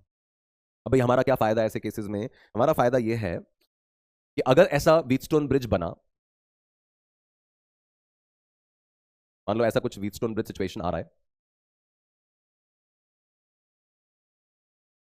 अब आपने यहां पे मान लो बैटरी कनेक्ट किया हुआ है, जैसा मैंने आपको बोला था, दो डायगनली ऑपोजिट पॉइंट्स के बीच में बैटरी, और this is let's say R1, R2, R3, R4, मैंने ये रेजिस्टर्स ले लिए, और बीच में जो सेकंड डायगनल है ना, वहां पे मैंने गैल्वेनोमीटर जोड़ने की जगह एक रेजिस्टेंस जोड़ा हुआ है, दिस इज R5। ठीक है, मार्किंग मान लो उसी तरह से मैंने कर ली, this is point A, B, C and D। और इस सिचुएशन में अगेन वो रेशियो सेटअप हो रहा है that if this R1/R2, you can see that, मान लो अगर वो डेटा हमें दे रखा है और हमने चेक किया तो देखा कि यार R1/R2 is matching with R3/R4। तो अगर हमने चेक किया और ये डेटा मैच कर गया कि यार R1/R2 का रेशियो R3/R4 से मैच कर गया, तो दैट वुड इंप्लाई, जैसा भी सीखा था अपन ने, दैट वुड इंप्लाई कि B and D would be eight the same potential. अब B और D सेम पोटेंशियल पे हुए तो इस R5 के अक्रॉस पोटेंशियल डिफरेंस कितना हो जाएगा? 0।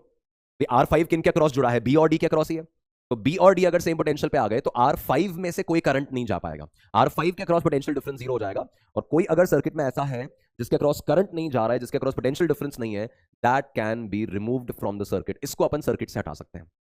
तो दोस्तों जैसे ही उसको आपने सर्किट से हटाया, इसको आपने यहां से डिस्कनेक्ट किया, तो we can then see that कि R1 and R3 will be in series. कई बार इक्विवेलेंट निकालने के काम में आ जाता है ना, कई बार ये व्हीटस्टोन ब्रिज जो है वो इक्विवेलेंट रेजिस्टेंसेस फाइंड आउट करने में काम में आ जाता है कॉम्बिनेशन में। तो जैसे ही उस R5 को हटाएंगे, now R1 and R3 series में हो गए, R2 R4 सीरीज में हो गए, और ये फिर आपस में पैरेलल में आ गए। तो अब अपन R इक्विवेलेंट क्या लिख पाएंगे? तो R इक्विवेलेंट लिख पाएंगे दैट R1 सीरीज R3 का combination will be in parallel with, parallel किससे? R2 series R4। तो R2 सीरीज R4, ये आपका इसका इक्विवेलेंट बन जाएगा। यहां पे R1 और R3 सीरीज में है, R2 R4 सीरीज में, फिर आपस में पैरेलल। अगर वो R5 इंटैक्ट रहता ना तो आपको सीरीज पैरेलल मिलता ही नहीं पूरी फोटो में। आप चेक करो, अगर इस R5 को हटाने का मौका हमें नहीं मिलता तो हम सीरीज पैरेलल ढूंढ ही नहीं पाते पूरे डायग्राम में। तो ऐसे केसेस में आपको व्हीटस्टोन ब्रिज मिलने के चांसेस रहेंगे। आप पूरे सर्किट को एनालाइज करके चेक करो कि अगर वो रेशियो वाली स्थिति मिल रही है तो आप ये डायगोनल वाला B से D के बीच में जो कनेक्टेड है उसको आप हटा सकते हैं, फिर वो बैलेंस व्हीटस्टोन ब्रिज बना हुआ है और वहां से फिर उसको एक सीरीज पैरेलल में कन्वर्ट कर सकते हैं। तो अपने केसेस में ये वाला यूटिलिटी बहुत इंपॉर्टेंट है कि आप बीच में से एक रेजिस्टर को एलिमिनेट कर रहे हैं और फिर एक नॉर्मल सीरीज पैरेलल की तरह उस सर्किट को मैनेज कर रहे हैं। देन गाइस देखो व्हीटस्टोन ब्रिज के अल्टरनेट वर्जन्स भी देख लीजिए आप एक बार, कि व्हीटस्टोन ब्रिज कई बार इस तरह से, मतलब अल्टीमेटली है वो सेम चीज कि आप देखोगे ना तो मार्किंग ऑफ टर्मिनल्स वैसा ही है। दिस इज A, ये पॉइंट आपके B, और जैसे R1 आप देखो, this R1 was connected between A and D। तो यहां पर अगर मैं D मार्क कर देता हूं तो ये A और D हो गया। गैल्वेनोमीटर B और D के बीच में था, ये बैटरी A और C के बीच में है, तो यहां पे C मार्क कर लो, है ना। तो बाकी सारे पॉइंट्स भी आ गए, तो आपका R1/R2 matches with R3/R4, same situation मिलेगी। मतलब these are basically different ways of drawing the same Wheatstone bridge. बस आपको एग्जामिनेशन में इस तरह की फोटोग्राफ्स दिख रही हैं तो आप समझ जाएं कि यार तो व्हीटस्टोन ब्रिज ही है। यहां पे गैल्वेनोमीटर या वो फिफ्थ रेजिस्टर होगा ना, उस फिफ्थ रेजिस्टर को यहां से आप एलिमिनेट करोगे, इसको एलिमिनेट करते यहां से खोलते ही R2 एंड R4 सीरीज में आ जाएंगे, R1 एंड R3 सीरीज में आ जाएंगे, और फिर वो आपस में पैरेलल में हो गए और इसी फॉर्मेट में आप इक्विवेलेंट निकाल लोगे। It's going to be the same result, same format, बस वो फोटो चेंज हो जाता है। तो आप तीनों वर्जन्स ध्यान रखेंगे, तीनों अल्टीमेटली व्हीटस्टोन ब्रिज को ही रिप्रेजेंट करते हैं, मतलब इवन दिस वन ऑल्सो। यहां पर भी आप ये दो, आप जैसे बैटरीज A और C के बीच में, तो A और C ले लिया और ये B और D हो जाएंगे, this is B and D and that is A and C। उसके हिसाब से कनेक्शंस बन गए। तो सेम पॉइंट चलेगा आपका व्हीटस्टोन का इस तरह के डायग्राम में भी, ऐसे में भी, और ये वाला तो व्हीटस्टोन ऑफ कोर्स है ही, आइडेंटिफाइड रहता ही है, राइट। देखो किस नाउ गाइस, ये जो सेक्शन है अपना meter bridge, this is basically a setup which has a working principle of a Wheatstone bridge only. इसका अगर अपन एक्सपेरिमेंटल विजन देखें तो एक्सपेरिमेंटल विजन तो इसका ये होता है कि it is basically used to determine the resistivity of the unknown wire जो यहां पे मीटर ब्रिज में यूज किया जाता है। ऑल्दो न्यूमेरिकल्स में हमारा टारगेट डिफरेंट चलता है, न्यूमेरिकल्स में अपन अलग विजन से इसको पढ़ रहे होते हैं, न्यूमेरिकल्स में अलग अलग क्वेश्चंस इस पर रेज कर लिए जाते हैं, बट हाँ, एक एक्सपेरिमेंटल में आपको टारगेट बताऊं तो एक्सपेरिमेंटल टारगेट ये कि इसका रेजिस्टिविटी पता करना मेन विजन था, कि ये जो बीच वाला वायर लिया है इसकी रेजिस्टिविटी पता करनी है अगर अननोन मटेरियल का वायर दे दे तो। या फिर दूसरा विजन यहां पर यह है कि ये जो सैंपल यहां पर आपने लिया है ना, इस वाले का जैसे यहां पे आर और एस में से कोई एक अननोन रेजिस्टेंस दे दिया जाएगा, उनमें से कोई एक अननोन रेजिस्टेंस होगा, उसका रेजिस्टेंस वैल्यू या उसकी रेजिस्टिविटी वैल्यू पता करना, resistivity of some unknown given wire, उसको आपने कहीं जोड़ दिया। तो first of all meter bridge जो सेटअप है उस सेटअप को अपन इंट्रोड्यूस कर लेते हैं। एक 1 मीटर लेंथ का वायर दिया गया, this is from A to C, यहां पे ये मीटर स्केल यूज कर रहे हैं, पूरा 1 मीटर का स्केल यूज कर रहे हैं। ए और सी के बीच में अपन एक बैटरी जोड़ रखी है, तो यहां ए से एक मेटालिक कॉन्टैक्ट है, मेटालिक स्ट्रिप है, मेटालिक स्ट्रिप मतलब वही एक पोटेंशियल, एक कॉमन पोटेंशियल पे वो पॉइंट रहेगा। फिर यहां सी से एक मेटालिक कॉन्टैक्ट निकाला है, ये एक पोटेंशियल है, बीच में अपन एक मेटालिक प्लेट लगा दी, इन दोनों मेटालिक प्लेट्स के बीच में आपने एक रेजिस्टर जोड़ना है, यहां इन दोनों प्लेट्स के बीच में एक रेजिस्टर जोड़ना है। ये जो दो रीजन हमें नजर आ रहे हैं, they are called the metre bridge gaps, right. ये left and right gap of metre bridge कहलाता है। यहां पर एक metallic strip bent at 90 degree, ये एक मेटालिक स्ट्रिप क्यों? बिकॉज वो एक कंडक्टर है, एक सिंगल पोटेंशियल प्रोवाइड करेगा। तो this complete sheet it is at the same potential A, ये पूरा शीट पोटेंशियल बी पे है और ये पूरा शीट पोटेंशियल सी पे है। This are is connected between A and B, this S is connected between B and C, है ना। और जो पोटेंशियल सॉरी जो आपका मीटर ब्रिज का वायर है, 1 मीटर का जो वायर है, वो ए और सी के बीच में पूरा 1 मीटर का वायर जुड़ा हुआ है। ए और सी के क्रॉस बैटरी लगा दी। अब पॉइंट बी से यहां से गैल्वेनोमीटर निकाला है, ये जो है बीच में गैल्वेनोमीटर निकाला हुआ है, और इस गैल्वेनोमीटर का जो पॉइंटर है, इस गैल्वेनोमीटर का जो पॉइंटर है, वी कॉल दैट जॉकी, उस पॉइंटर को इस मीटर ब्रिज के वायर पे आगे मूव कराया जाता है। टारगेट क्या है? टारगेट है टू फाइंड अ पॉइंट जब galvanometer shows zero deflection. Guys, galvanometer zero deflection show करेगा, इसका मतलब गैल्वेनोमीटर में से कोई करंट नहीं जा रहा है। मैंने क्या कहा? हमने इस गैप में, लेफ्ट और राइट गैप में दो रेजिस्टर्स हैं, मान लो वो आर और एस जोड़ने होंगे, उसमें से अननोन रेजिस्टेंस मान लीजिए, अगर आर हम अननोन रेजिस्टेंस लेते हैं, ठीक है, जो अननोन रेजिस्टेंस है मान लो मैंने अगर लेफ्ट गैप में जोड़ दिया, और एस जो है वो कोई नॉन रेजिस्टेंस है। अब वो आप एक रेजिस्टेंस बॉक्स के थ्रू भी एस सिलेक्ट कर सकते हो, आप एक लेट्स से एक रियोस्टैट के थ्रू भी आप एस चूज कर सकते हो, मतलब ये एक नॉन रेजिस्टेंस होना चाहिए और वो एक अननोन रेजिस्टेंस है। एक सैंपल, एक तार है जो आपको दिया था कि भाई इसका रेजिस्टेंस मेजर करके बता दो, इसका रेजिस्टिविटी मेजर करके बता दो, वो अननोन आपने वहां जोड़ दिया, नोन वाला यहां पे। अब आपने गैल्वेनोमीटर लिया, गैल्वेनोमीटर के पास एक पॉइंटर है, एक जॉकी है, उसको आपने इस तार पे धीरे धीरे स्लाइड करना शुरू किया। अब देखिए यहां पे आपने उस पॉइंटर को कांटेक्ट में रखा, तो गैल्वेनोमीटर में राइट में डिफ्लेक्शन आया। फिर पॉइंटर आपने उठाया, यहां पे रखा, इस जगह पे पॉइंटर रखा, तो गैल्वेनोमीटर में लेफ्ट में डिफ्लेक्शन आया, व्हिच इंडिकेट्स कि शायद बीच में कहीं पॉइंट रखने से गैल्वेनोमीटर का पॉइंटर स्थिर हो सकता है, डिफ्लेक्शन जीरो आ सकता है। We need to find that zero deflection point, कि कहां पर गैल्वेनोमीटर में जीरो डिफ्लेक्शन आ रहा है, वो पॉइंट ढूंढना था। मान लीजिए वो नल पॉइंट आपको एल पे मिल गया, इस एल लेंथ पे अपन को नल पॉइंट मिल गया। बेसिकली क्या मतलब निकल रहा है कि हमारे पास 4 रेजिस्टर्स हैं, आर, एस, एल और 100 माइनस एल, ये 4 रेजिस्टर्स हैं, है ना। वो आपके एक व्हीटस्टोन ब्रिज के 4 साइड्स की तरह काम कर रहे हैं, और बीच में एक डायगोनल के तौर पे काम कर रहा है। ये बी और डी, देखो टर्मिनल्स वही है आपके व्हीटस्टोन वाले, ए और सी के अक्रॉस बैटरी और बी और डी के अक्रॉस गैल्वेनोमीटर। तो ए बी आपका एक साइड हो गया, बी सी दूसरा साइड हो गया, सी डी तीसरा साइड हो गया, ए डी चौथा साइड हो गया, और बी डी आपका डायगोनल बना हुआ है। तो जैसे ही गैल्वेनोमीटर में जीरो डिफ्लेक्शन आया, आपने समझ लिया कि अब ये बैलेंस व्हीटस्टोन ब्रिज का कहानी बन चुका है। इसका मतलब R by S should match with इसका रेजिस्टेंस अपॉन उसका रेजिस्टेंस, है ना। वो रेजिस्टेंस का रेशियो मैच करना चाहिए। भाई गैल्वेनोमीटर में से अगर करंट नहीं गया, इसका मतलब बी और डी सेम पोटेंशियल पे आ गए। अभी मैंने आपको यहां पे बताया था कि अगर ये रेजिस्टेंस रेशियो मैच करेगा तो बी और डी सेम पोटेंशियल पे आ जाएंगे, या फिर अगर बी और डी सेम पोटेंशियल पे होंगे तो रेजिस्टेंस रेशियो मैच कर जाएगा। बोथ वेज एप्लीकेबल है ये बात। तो अब यहां पर उसी चीज को यूज कर रहे हैं कि अगर गैल्वेनोमीटर ने जीरो रिफ्लेक्शन दिखाया, इसका मतलब बी और डी सेम पोटेंशियल पे आ चुका है, इसका मतलब रेजिस्टेंस रेशियो मैच करना चाहिए किसका? R by S. This R by S का ratio should match with resistance of AD, resistance of AD upon resistance of DC. अब एडी के रेजिस्टेंस को अपन लिख सकते हैं as rho L by A, भाई हमें उसका रेजिस्टेंस लिखना है तो रो एल बाय ए से लिखोगे। तो पूरा वायर जो है वो एक कॉमन रेजिस्टिविटी होल्ड कर रहा है, रो तो एक ही है, लेंथ इसका एल है, एरिया भी सेम है, तो उसको लिख सकता हूं रो एल बाय ए। डिनोमिनेटर में भी रो एल बाय ए आएगा, बस लेंथ की जगह कितना आ जाएगा 100 माइनस एल। इस वाले पोर्शन का लेंथ एल है, इस पोर्शन का लेंथ 100 माइनस एल है, बाकी रेजिस्टिविटी दोनों की सेम, एरिया दोनों का सेम, तो रेजिस्टेंस का ratio will be same as length का रेशियो, तो ये बन गया आपका एल अपॉन 100 माइनस एल। देखो इसमें भी रो एल बाय ए आएगा, यहां भी रो एल बाय आएगा, तो रो भी कैंसिल हो रहा है, एरिया भी कैंसिल हो रहा है, और केवल लेंथ के रेशियो में ही अपन इसको लिख पा रहे हैं। तो guys we have that result as left upon right R by S equals to L upon 100 minus L, है ना। ये अपना न्यूमेरिकल्स में अल्टीमेटली क्वेश्चन सॉल्विंग अप्रोच में अपन को यही रिजल्ट काम में आने वाला है, that left by right mostly questions में गाइस डायग्राम बनाने की रिक्वायरमेंट नहीं रहेगी। जब भी मीटर ब्रिज से रिलेटेड क्वेश्चन आ रहा है एग्जाम में, डायग्राम बनाने की रिक्वायरमेंट नहीं रहेगी, तो जस्ट इमेजिन करके ही विजुअलाइज करके सॉल्व करना है। क्वेश्चन ने बोला कि इतना रेजिस्टेंस जोड़ना है लेफ्ट गैप में, तो मन में फोटो चलना चाहिए कि लेफ्ट गैप में रेजिस्टेंस जोड़ रहा हूं, राइट में जोड़ रहा हूं, एल लेफ्ट में आता है, 100 माइनस एल ये आता है, और सीधा रिजल्ट मन में आ रहा है कि R by S equals to L upon 100 minus L in the balanced state of Wheatstone bridge. तो R by S equals L upon 100 minus L किया, और वहां से चीजों को कनेक्ट कर रहे हैं। इसका मैं अभी आगे एप्लीकेशन फर्दर बता दूं, बट एक चीज ध्यान देंगे गाइस, ये जो मीटर ब्रिज अपन लेते हैं, इसमें जो मटेरियल प्रेफर किया जाता है ना, इस वायर का जो मटेरियल प्रेफर किया जाएगा that is made of constantan और मैंगनीन। बड़ा कॉमन सवाल बोर्ड्स में भी रहता था, मेंस बिटसैट और दूसरे एग्जाम्स में भी कई बार पूछ लिया जाता है, एक पॉसिबल रीजन। तो कॉन्स्टेंटिन और मैंगनीन मटेरियल प्रेफर किए जाते हैं, क्यों? कॉन्स्टेंटिन मैंगनीन इसलिए प्रेफर करेंगे because they have high resistivity and low alpha.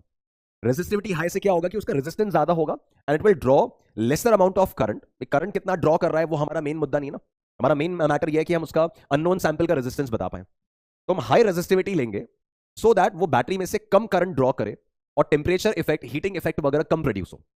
Along with that उसका अल्फा भी कम होना चाहिए। अल्फा कम होगा तो क्या होगा कि टेम्परेचर के साथ वेरिएशन इन रेजिस्टेंस भी कम रहेंगे। तो एक ऐसा मटेरियल यहां पे चूज किया जाता है which has high resistivity and low alpha, so that temperature variation in resistance कम से कम रहे, और उसके लिए सबसे सूटेबल मटेरियल रहते हैं कॉन्स्टेंटिन और मैंगनीन। ये पॉइंट भूलना नहीं है, ध्यान रखना है। कॉन्स्टेंटिन और मैंगनीन का क्या खास बात है? High resistivity and low alpha, so that temperature variation in resistance कम से कम रहे। ठीक है, फाइन। तो दोबारा अब वो आर बाय एस और 100 minus L, L upon 100 minus L पे लौटते हैं। राइट, तो इसके अंदर ना जैसे अभी R by S equals L upon 100 minus L term जो बन रहा है ना, इसमें आप देखो, अगर मैं मान लो आर का वैल्यू ग्रेटर है और एस का वैल्यू कम है, इसको आप L1 बाय L2 या L बाय 100 माइनस एल जैसे भी समझें। गाइज अगर इस वाले रेजिस्टेंस का वैल्यू ग्रेटर है और यहां स्मॉलर है, तो आपको जो बैलेंसिंग लेंथ मिलनी है, आप समझे यहां पे 1 मीटर का वायर लिया है, 100 सेंटीमीटर अगर यहां पे डिस्टेंस है, और आपका बैलेंसिंग लेंथ मान लो अगर एग्जैक्ट मिड पे आ रहा है, 50 पे आ रहा है, दैट मींस वो L और 100 माइनस एल, L1 और L2 सेम है। वो कब होगा? जब R और S इक्वल होंगे। अब ये अगर 60 आ जाए और वो 40 आ जाए, या ये ग्रेटर आ रहा है वो स्मॉलर आ रहा है, वो तभी आना है when R is greater than S। ये ध्यान रहे, अगर मैं यहां पे L1 और इधर L2 ले रहा हूं, तो L1 L2 से अगर बड़ा है या बैलेंसिंग लेंथ अगर 50 से बड़ी है, तो ऑब्वियसली R का वैल्यू S से ज्यादा रहा होगा, लेफ्ट गैप का रेजिस्टेंस राइट गैप से ज्यादा रहा होगा। तो if R is greater than S, then your balancing length is greater than 50 centimetre, है ना। और R अगर S से कम है तो बैलेंसिंग लेंथ आपका पहले ही रैप अप हो जाएगा। तो ये अपने को खैर न्यूमेरिकल्स में आगे अपनी इवैल्यूएशंस में काफी जगह पे काम में आता है। तो मीटर ब्रिज से रिलेटेड रिजल्ट तो आपका सीधा इसी से मैनेज होना है ना। और एक मैंने आपको कॉन्स्टेंटिन और मैंगनीन वाला रीजन बता दिया। देन गाइस देखो मेनली जो आपके बैलेंस व्हीटस्टोन ब्रिज वाला रिजल्ट है, वही चीज मैंने यहाँ पे यूज किया। तो R by S equals to L upon 100 minus L, वही पॉइंट अपन यूज कर रहे हैं, और उसके हिसाब से जो भी अननोन रेजिस्टेंस है दैट कैन बी इवैल्यूएटेड। अच्छा, एरर मिनिमाइजेशन के लिए ध्यान रखें, इसको एक रिजल्ट की तरह ध्यान रखोगे। The percentage error it can B minimised, again important fact, the percentage error can be minimised bye adjusting the balance point near the middle of that, है ना। आपको बैलेंस पॉइंट, आपको एरर की पॉसिबिलिटी तब मिनिमाइज करोगे जब आप इस तरह के एडजस्टमेंट्स करें कि आपका बैलेंस पॉइंट जो है वो 50 सेंटीमीटर, मतलब exactly mid way of that wire, mid way of that meter bridge आपको मिल रहा है। तो आपकी इवैल्यूएशंस में इवैल्यूएशन क्या थी? इवैल्यूएशन थी आर जो है आपका, ये जो है ना अननोन रेजिस्टेंस, इसकी कैलकुलेशन में एरर सबसे कम तब आ रहा होगा जब बैलेंसिंग लेंथ आपका एक्जैक्टली मिडिल पे आ रहा है। एडजस्टमेंट्स ऐसे बनाए जाएं कि बैलेंसिंग लेंथ बिल्कुल मिडिल पे आ रहा है, 50 सेंटीमीटर पे आ रहा है। तो वो खैर अपन एरर एनालिसिस के थ्रू प्रूव कर सकते हैं, बट अपन इसको एक रिजल्ट की तरह कैरी करेंगे अभी। अब एक चीज और गाइज, एक इन्फॉर्मेशन की तरह ही सही, पर इस बात को डेफिनेटली ध्यान रखें, इस मीटर ब्रिज में यार सिंस एक्सपेरिमेंट है तो करेक्शंस, एरर्स ये तो आएंगे ही आएंगे। तो इसमें एक इंपॉर्टेंट कैटेगरी जो आती है कि करेक्शन जो हमें इनकॉर्पोरेट करना होता है, जो एरर हमें इनकॉर्पोरेट करना होता है, दैट इज एंड करेक्शन। कि आपने जो वायर ए बी जो यूज, सॉरी वायर जो एसी पूरा यूज किया था ना, 1 मीटर का वायर जो आप कह रहे थे, उस वायर को आपने एंड में वहां पे नेल्स पे रैप भी किया होगा, इधर जो वहां पे कुछ भी कोई भी सपोर्ट होगा वहां आपने रैप किया हो, that particular length has been missed. आप जो मेजर कर रहे हो तो स्केल टू स्केल 1 मीटर का लेंथ है, पर वहां पे एंड पे जाकर एक नेल पे आपने रैप किया, वो लेंथ तो आपका 1 मीटर में काउंट नहीं हो रहा, यहां पे रैप किया, कहीं ना कहीं कुछ एंड्स पे possibility of missing length, possibility of corrections आता है। उसको फाइंड करने का तरीका क्या है? तो अगर हम एंड करेक्शंस लेफ्ट साइड और राइट साइड पर, हम एंड करेक्शंस की हम कितना लेंथ मिस कर जा रहे हैं बार बार, उस एंड करेक्शन को अगर अपन मान ले अल्फा एंड बीटा, कि लेफ्ट हैंड साइड पे हमसे बार बार अल्फा लेंथ मिस हो रही है और राइट हैंड साइड पे हमारे उस वायर में हमेशा बीटा लेंथ मिस हो रही है, उसको कैलकुलेट करने का तरीका ये होता है कि आप जो मीटर ब्रिज के गैप्स हैं, लेफ्ट और राइट गैप हैं, उनमें आप अपने नोन रेजिस्टेंसेस लगाइए। गाइस अभी तो क्या कहानी चल रही थी? अभी कहानी थी कि वो अननोन रेजिस्टेंस आर जो है वही सॉल्व करना था, और लेंथ हम पढ़ रहे थे, बिना एंड करेक्शन के सॉल्व कर लिया। जब एग्जाम में कुछ भी मेंशन नहीं है तब तो आइडियल मानकर ही सॉल्व करेंगे, कोई एंड करेक्शन लेना नहीं उस स्थिति में। बट अगर एंड करेक्शन है तो आप क्या कर रहे हैं कि दोनों साइड्स, दोनों गैप्स में पहले तो नॉन रेजिस्टेंसेस जोड़ दो, R1 और S1 नॉन रेजिस्टेंसेस जोड़ दो। तो मान लीजिए आपने R1 S1 जोड़ा और आपको बैलेंसिंग लेंथ L1 पे मिला, तो आप इक्वेशन क्या बनाएंगे? That R1 by S1, ideally वो इक्वेशन क्या बननी चाहिए थी? R1 by S1 equals to L1 upon 100 minus L1, equation बनती आइडियली। बड़ा मैं बोल रहा हूं कि अगर एंड करेक्शन है तो जिस लेंथ को आप L1 रीड कर रहे हो वो एक्चुअल में है L1 प्लस अल्फा, बिकॉज आपसे अल्फा मिस हुआ है, और जिस लेंथ को आप 100 माइनस L1 रीड कर रहे हो वो एक्चुअली है 100 minus L1 plus beta, because आपसे कुछ बीटा पार्ट मिस हुआ है। इसमें अल्फा बीटा अननोन है, R1 S1 आपकी पहचान के हैं, ये आपके दो नॉन रेजिस्टेंसेज हैं जो आपने लेफ्ट और राइट गैप में जोड़े थे। अब क्या करें सर, ये तो एक ही इक्वेशन है और दो वेरिएबल है, अब क्या करें? S1 और R1 को पलट के लगा दो, है ना? यही लेफ्ट वाले गैप में S1 ले लो और राइट वाले गैप में R1 लगा दो, तो इस बार इक्वेशन क्या बनेगी? That S1 by R1 left upon right equals, अब मान लीजिए इस बार बैलेंसिंग लेंथ आ रही है L2, तो लेफ्ट साइड पर मिसिंग लेंथ तो अभी भी वही रहेगी L2 plus alpha, right side पर मिसिंग लेंथ अभी भी वही रहेगी 100 माइनस L2 प्लस बीटा। अब यहां पर ये तो सब नॉन रेजिस्टेंस हैं, L1 L2 आपने स्केल पे नाप लिया है, the only unknown variables are alpha and beta, we have two linear equations, we can solve for alpha and beta. समझ में आइए?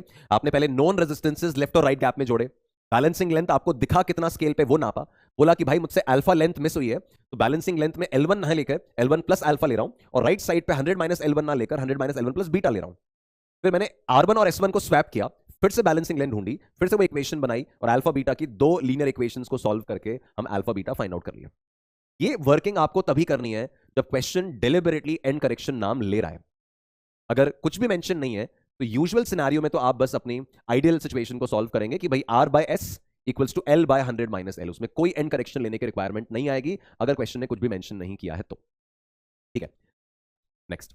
नाउ गाइस, अगला पॉइंट जो अपन देख रहे हैं, this is about this galvanometer, ammeter, voltmeter. Again JEE Mains BITSAT के हिसाब से काफी क्रूशियल सेक्शन रहता है, इंपॉर्टेंट पॉइंट है, इजी क्वेश्चंस बनते हैं, आराम से सॉल्व होंगे आपके क्वेश्चन, एक बार फॉर्मुलाज वगैरह रिजल्ट्स मैनेज करना सीख लो।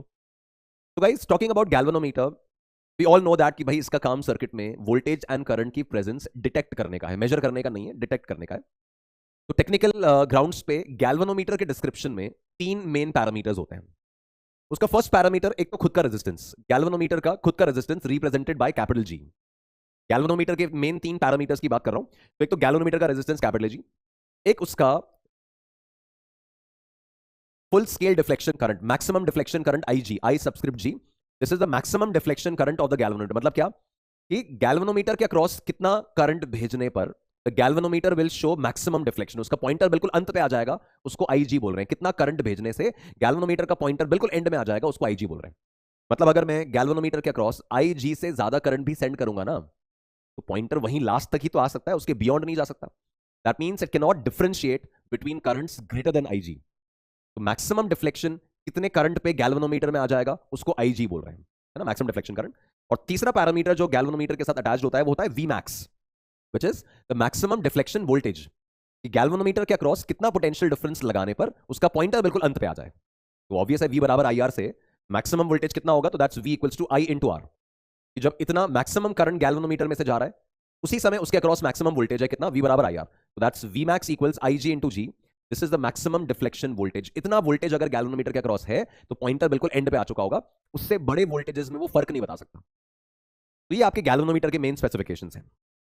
हमारा एजेंडा क्या है, इस टॉपिक का एजेंडा ये है कि गैल्वेनोमीटर को अमीटर या वोल्टमीटर की तरह डायरेक्टली सर्किट्स में यूज क्यों नहीं कर सकते, मतलब why can't we use a galvanometer directly as an ammeter या डायरेक्टली एज अ वोल्टमीटर। तो गाइस, गैल्वेनोमीटर का जो ये रेजिस्टेंस वैल्यू होता है ना कैपिटल जी, ये कुछ 40, 50, 60, 70 ओम के आसपास की रेंज का होता है।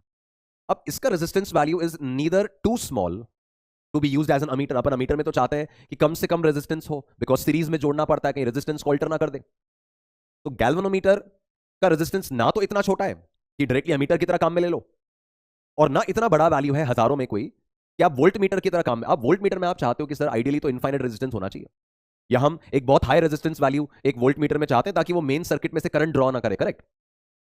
तो a voltmeter should have a high resistance, recall करें, a voltmeter should have a high resistance, ideally infinite, connected in parallel always. An ammeter should have a negligible resistance, ideally zero, to be connected in series with the resistance. But galvanometer जो है उसका resistance ना तो ammeter जितना छोटा है और ना वोल्ट मीटर जितना बड़ा है कि वो किसी भी एक की तरह डायरेक्टली काम में लिया जा सके। तो अगर मुझे गैल्वेनोमीटर को एक अमीटर के रूप में काम में लेना है या मुझे उसे एक वोल्ट मीटर के रूप में काम में लेना है, तो मुझे उसके अंदर पहले कुछ ऑल्टरेशंस करने होंगे। तो हमारा टॉपिक उन्हीं ऑल्टरेशंस के बारे में है कि आप एक गैल्वेनोमीटर को अमीटर में कन्वर्ट करना चाहें तो क्या करना होगा, और एक वोल्ट मीटर में कन्वर्ट करना है तो क्या ऑल्टरेशंस लाने होंगे, और उसके बाद फिर उसके रिजल्ट्स और उसके फॉर्मुलाज और उनकी एप्लीकेशंस। फिर रिपीट कर रहा हूं गाइस, अमीटर का रेजिस्टेंस आइडियली हम जीरो चाहते हैं और वो सर्किट में सीरीज में जोड़ा जाता है, और वोल्ट मीटर में आइडियली हम इनफाइनाइट रेजिस्टेंस चाहते हैं और वो पैरेलल में जोड़ना होता है, वी ऑल नो दैट। तो for a galvanometer to be used as an ammeter हमें दो टास्क अकम्प्लिश करने हैं। एक तो यार जैसा मैंने बोला गैल्वेनोमीटर का रेजिस्टेंस अमीटर जितना छोटा नहीं है, हमें एक बहुत स्मॉल रेजिस्टेंस चाहिए अमीटर में ताकि वो मेन सर्किट के रेजिस्टेंस को अफेक्ट ना करे। सेकेंडली, गैल्वेनोमीटर का जो रेंज होता है ना, रेंज मतलब गैल्वेनोमीटर की रेंज मतलब क्या, आईजी, उसकी हद क्या है, उसकी मर्यादा क्या है, उसकी मर्यादा है आईजी तक की बस। तो वो आईजी होता है मिली एम्पियर्स में, माइक्रो एम्पियर्स में। तो आपका गैल्वेनोमीटर तो एटमोस्ट मिली एम्पियर्स माइक्रो एम्पियर्स तक ही पॉइंटर लास्ट में ले आता है, और अमीटर से हम चाहते हैं कि भी अमीटर की रेंज तो फ्लेक्सिबल होनी चाहिए कि सर जरूरत पड़ने पे 10 एम्पियर तक भी मेजर कर ले तो 100 एम्पियर भी मेजर कर ले। तो गैल्वेनोमीटर से अमीटर कन्वर्जन में दो मेन ऑब्स्टेकल्स हैं। एक तो है गैल्वेनोमीटर का रेजिस्टेंस हाई है, तो उसको हमें कम करना है।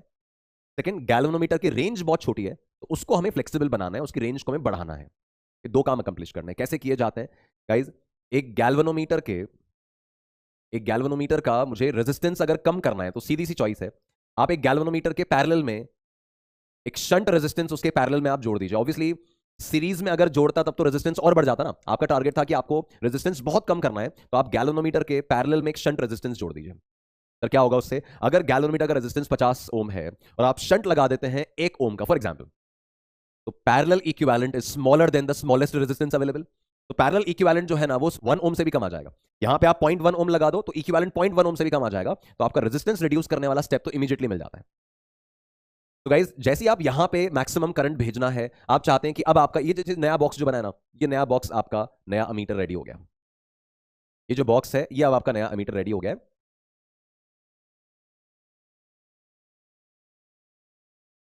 This is your new ammeter, और हम चाहते हैं कि ये नया अमीटर जो है ये हमारा आई एम रेंज तक काम करे। हमारे गैल्वेनोमीटर की रेंज क्या थी, आई जी थी, और हम जो नया अमीटर बनाना चाह रहे हैं वो किस रेंज का चाह रहे हैं, वो अपन आई एम रेंज का चाह रहे हैं। तो उसके लिए मैं क्या बोल रहा हूं, मुझे दो काम करने थे, मुझे एक तो उसकी रेंज बढ़ानी थी, गैल्वेनोमीटर की रेंज बढ़ानी थी, और एक उसका रेजिस्टेंस मुझे बहुत घटाना था। ऐसा करने के लिए मुझे एक डिजायर्ड शंट गैल्वेनोमीटर के पैरेलल में जोड़ना होगा ताकि रेजिस्टेंस मिनिमाइज हो, राइट। और उसके हिसाब से कितना शंट जोड़ना होता है हम डेरिवेशन में नहीं जा पाएंगे, वो शंट जो हमें लगाना होता है that is given by this result, a very important formula guys, ध्यान रखेंगे। It's IG into G upon IM minus IG. The shunt value is, this is IG into G upon IM minus IG. Symbols क्या है ये, this IG is the range of the old galvanometer, उसका maximum deflection current, उसकी हद। This capital G is the resistance of the galvanometer. This IM क्या है, IM is the range of the new expected ammeter. जो आप ammeter बनाना चाहते हो उससे मैक्सिमम कितना करंट आपको मेजर करवाना है, दैट इज IM, और ये IG तो वही।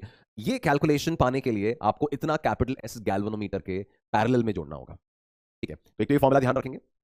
दूसरा गाइस, अगर मान लो आपको ये पता चल जाए कि यार मेरे नए अमीटर की रेंज गैल्वेनोमीटर से कितना टाइम्स ज्यादा है, मतलब अगर IM की वैल्यू, हाँ यही चीज, अगर IM जो है मतलब जो रेंज में नए अमीटर की चाहता हूं, जितना मैक्सिमम करंट मैं अमीटर से मेजर करवाना चाहता हूं, वो गैल्वेनोमीटर की रेंज से n टाइम्स ज्यादा है।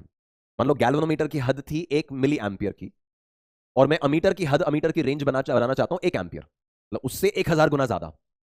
तो अगर अमीटर की नई रेंज उससे 1000 टाइम्स ज्यादा है, तो जस्ट आप यहां IM को n टाइम्स IG प्लेस कर दो, तो यहां से IG कॉमन आया, ऊपर से कैंसिल हुआ, और क्या बचा, G अपॉन n-1। तो ऐसा करने के लिए जो शंट जोड़ना होगा ना, that is G bye n-1। मतलब अगर आपको रेंज जो है वो 1000 गुना बढ़ानी है तो आपको शंट लगाना होगा G अपॉन 999, है ना, G अपॉन 999। आप देखो G अपॉन 999 एक बहुत छोटी वैल्यू है ना, G upon almost 1000, G by 999 बहुत छोटी वैल्यू है, उससे दोनों काम अकम्प्लिश हो गए। कौन से दोनों? एक तो रेजिस्टेंस, शंट बहुत छोटा लगाया पैरेलल में, इक्विवेलेंट और भी छोटा हो गया। आप देखो इन दोनों का इक्विवेलेंट कितना आएगा, ये इक्विवेलेंट जो आपको मिलेगा, कितना मिलेगा, this is GS upon G plus S, और वो S से भी छोटा आने वाला है। तो अगर आपने G बाय 1000, G बाय 999 ऐसा कुछ अगर अप्लाई किया है ना, तो आपका इक्विवेलेंट जो आएगा उससे भी छोटा आएगा, और ऐसा करने से आपकी रेंज तो 1000 गुना तो बढ़ी ना, रेंज तो आपका n टाइम्स बढ़ गया। तो एक तो रेजिस्टेंस भी कम हो गया और रेंज भी n टाइम्स बढ़ गई, वो दोनों काम अकम्प्लिश हो गए जो अपन स्टार्टिंग में बोल रहे थे। तो ध्यान रखेंगे, अगर आपको IG रेंज के गैल्वेनोमीटर को IM रेंज के अमीटर में कन्वर्ट करना है तो शंट जो पैरेलल में जोड़ना होगा वो ये है, ठीक है। अगर आप IM को पता कर पा रहे हैं एज n टाइम्स IG, तो फिर डायरेक्टली उस फॉर्मूले की जगह डायरेक्टली आप ये अप्लाई करें as G upon n-1, right. अब अगर मान लीजिए गैल्वेनोमीटर को वोल्टमीटर में कन्वर्ट करना है, अभी इसकी एप्लीकेशंस भी अपन देख लेंगे। तो वोल्टमीटर में तो हम क्या चाहते हैं कि रेजिस्टेंस बहुत हाई होना चाहिए। अब रेजिस्टेंस बहुत हाई करना है तो क्या करना होगा, हमें गैल्वेनोमीटर के सीरीज में एक हाई रेजिस्टेंस जोड़ना होगा to further amplify the resistance value. तो एक गैल्वेनोमीटर जो हमने जोड़ा हुआ था, इसके सीरीज में हम अपना और एक बड़ा रेजिस्टेंस लगा देंगे and that will become the new voltmeter, है ना, ये हमारा नया वोल्टमीटर बन गया। तो अब मान लो हमारा इस गैल्वेनोमीटर का मैक्सिमम रेंज कितना था, तो गैल्वेनोमीटर का मैक्सिमम रेंज तो था V max, voltage range, current range क्या था IG। अब हमें इसके सीरीज में कितना रेजिस्टेंस जोड़ना चाहिए ताकि इस नए वोल्टमीटर का रेंज VM बन जाए। हम इस VM रेंज का वोल्टमीटर बनाना चाहते हैं गाइस, मैं डेरिवेशन नहीं बता रहा हूं, तो सीधा रिजल्ट पे बात हो रही है अभी। एक गैल्वेनोमीटर की हद थी, गैल्वेनोमीटर की हद थी IG एंड V मैक्स, ठीक है। ये IG एंड V मैक्स हमारे गैल्वेनोमीटर की रेंज थी। हम एक नया वोल्टमीटर बनाना चाहते हैं जिसकी रेंज हम VM चाहते हैं, हमारे गैल्वेनोमीटर से 100 गुना ज्यादा, 1000 गुना ज्यादा, 500 गुना ज्यादा, समथिंग लाइक दैट। तो उसके लिए कितना रेजिस्टेंस हमें सीरीज में लगाना होगा, that's given by R equals to VM by IG minus G। ये डेफिनेटली अगेन याद रखना है guys, that R equals to VM by IG minus G। इतना रेजिस्टेंस अगर मैं सीरीज में कनेक्ट करता हूं किसके, गैल्वेनोमीटर के, तो आपको इस नई रेंज का, ये नई रेंज VM है, इस नई रेंज का वोल्टमीटर आपको मिल जाएगा। अच्छा, वही अगर ये जो नई रेंज है वो नई रेंज ऑफ वोल्टमीटर हमारे गैल्वेनोमीटर की पुरानी रेंज V मैक्स मतलब IG इंटू G, उससे n टाइम्स ज्यादा रेंज हमें अब चाहिए। तो यहां आप n times IG into G रखो तो IG कैंसिल हो गया, G कॉमन आया, क्या बचा, G इंटू n-1। इतना रेजिस्टेंस सीरीज में जोड़ना पड़ेगा। अगर गैल्वेनोमीटर की रेंज से n टाइम्स बड़ी रेंज का वोल्टमीटर बनाना चाहते हो तो जो रेजिस्टेंस सीरीज में जोड़ना होगा that is G into n-1। और गैल्वेनोमीटर की रेंज से n टाइम्स ज्यादा मेजर करने वाला अमीटर बनाना चाहते हो तो रेजिस्टेंस जो पैरेलल में जोड़ना होगा that is G upon n-1। ये फॉर्मेट्स इंपॉर्टेंट है, G इंटू n-1 वोल्टमीटर के लिए, G अपॉन n-1 अमीटर के लिए। तो अगेन बोल रहा हूं, अच्छा इसको रीअरेंज करके भी आप ध्यान रखो, तो रीअरेंज करें, नेट रेजिस्टेंस कितना हो गया, G प्लस R। ये जो करंट जाएगा, ये G प्लस R उधर गया और ये करंट IG उसके सीरीज कॉम्बिनेशन में से जाना है, यहां से जो ये IG करंट आगे एंटर करेगा तो G प्लस R के कॉम्बिनेशन में से जाएगा। We can write that VM as IG into G plus R, इस IG into G plus R, है ना, और उसी को रीअरेंज करके बना हुआ है R is VM by IG minus G। Formulas ध्यान रखने पड़ेंगे इस कॉन्टेक्स्ट में तो, और वहीं से लिंक करके न्यूमेरिकल्स होंगे सॉल्व, राइट। इक्वेशन देखते हैं, right. So coming to the last portion of this one shot guys, it is about symmetric circuits. हमारे सीरीज पैरेलल कॉम्बिनेशन इक्विवेलेंट्स वगैरह की तरह ही ये एक पर्टिकुलर कैटेगरी है, इसके अंदर अलग अलग वैरायटीज होती हैं। मैंने कुछ पोर्शंस अभी कवर करने की इसमें कोशिश की है, कुछ के मैं सीधे रिजल्ट्स आपको बताऊंगा टाइम लिमिटेशन के कारण। तो आप देखो गाइज, ये जो आपका स्ट्रक्चर है इसको अगर मुझे सॉल्व करना है, इसका इक्विवेलेंट मुझे ए और बी के अक्रॉस निकालना है। अभी की स्थिति में आप देखोगे ना तो इसमें कोई सीरीज पैरेलल अभी आपको मिलेगा नहीं, कोई भी दो रेजिस्टर्स को आप डायरेक्टली सीरीज या पैरेलल में नहीं क्लेम कर पाओगे। कोई भी दो आप देखो तो कोई डायरेक्टली सीरीज में नहीं है, कोई डायरेक्टली पैरेलल में नहीं है।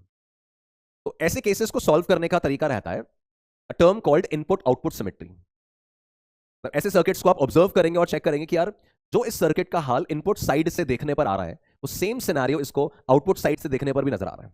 यहां से जिस तरह का सर्किट का आगे शेपिंग है इधर से भी देखने पर वही शेपिंग है। We call such circuits as input output symmetry. तो ऐसे केस में आप सबसे पहले इनपुट साइड पर कुछ करंट सेंड करो, देखो कुछ करंट सेंड करो तो आपको कहीं ना कहीं सर्किट में कुछ तो ड्रिल, कुछ तो ऐसा चेंज नजर आएगा जिसके बाद वो नॉर्मल सीरीज पैरेलल बन जाएगा। तो मैं यहां अगर इनपुट साइड से यहां से कुछ आई करंट अगर सेंड कर रहा हूं ये आई करंट सेंड किया, ये आई करंट जो है मान लो यहां से अगर कुछ I1 करंट ऊपर की तरफ गया, नीचे वाला पाथ भी एग्जैक्टली सेम है, तो मान लो यहां मैंने कुछ I2 करंट भेज दिया, और बीच वाला पाथ थोड़ा सा डिफरेंट नजर आ रहा है, तो मान लो यहां मैंने I3 करंट भेजा है। तो ये आपके इनपुट साइड पर करंट का डिस्ट्रीब्यूशन हुआ। अब since input and output symmetry है, तो गाइस करंट जिस तरह से स्प्लिट हुआ था ना, उसी तरह से मर्ज होके वापस से यहां से एग्जिट लेना चाहिए एज आई। बिकॉज आप बैटरी का पोलैरिटी रिवर्स कर दो तो यही आई यहां से एंटर होता और उसी तरह से स्प्लिट होता।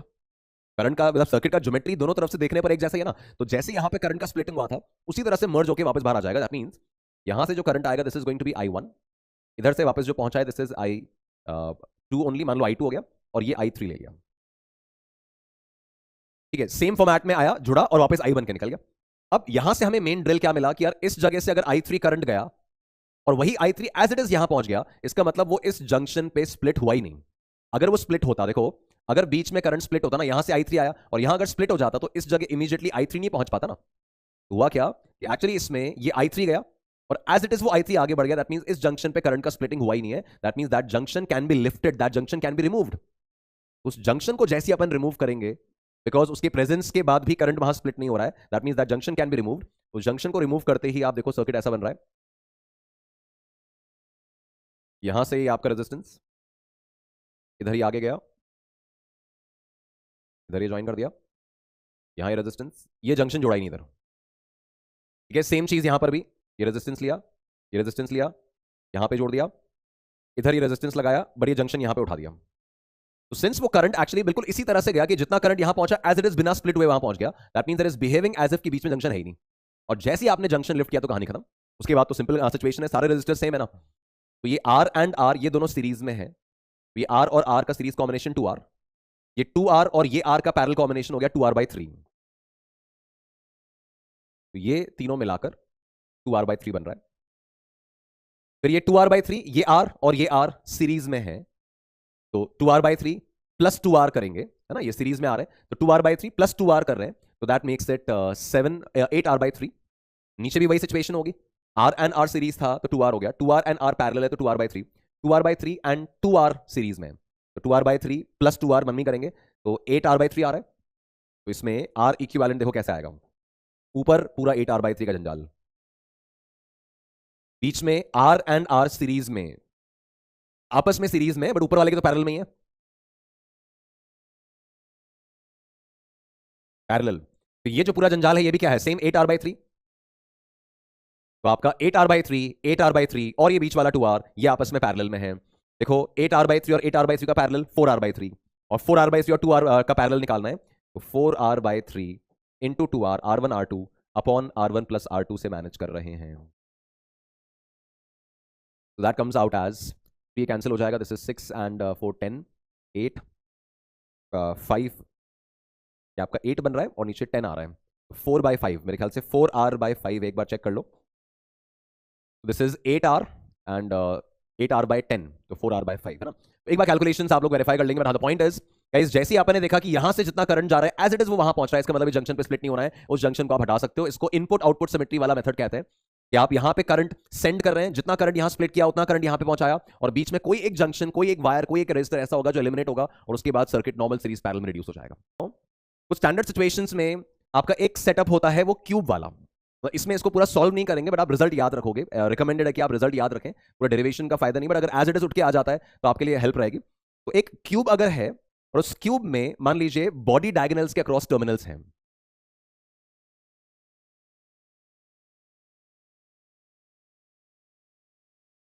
इस क्यूब के सारे वर्टिसेस पे, सारे एजेस पर मान लो आपने रेजिस्टर्स लगा रखे हैं और टर्मिनल्स अपन ने बना रखा है इनको, तो दिस इज पॉइंट ए और बॉडी डायगोनल यहां पे बी।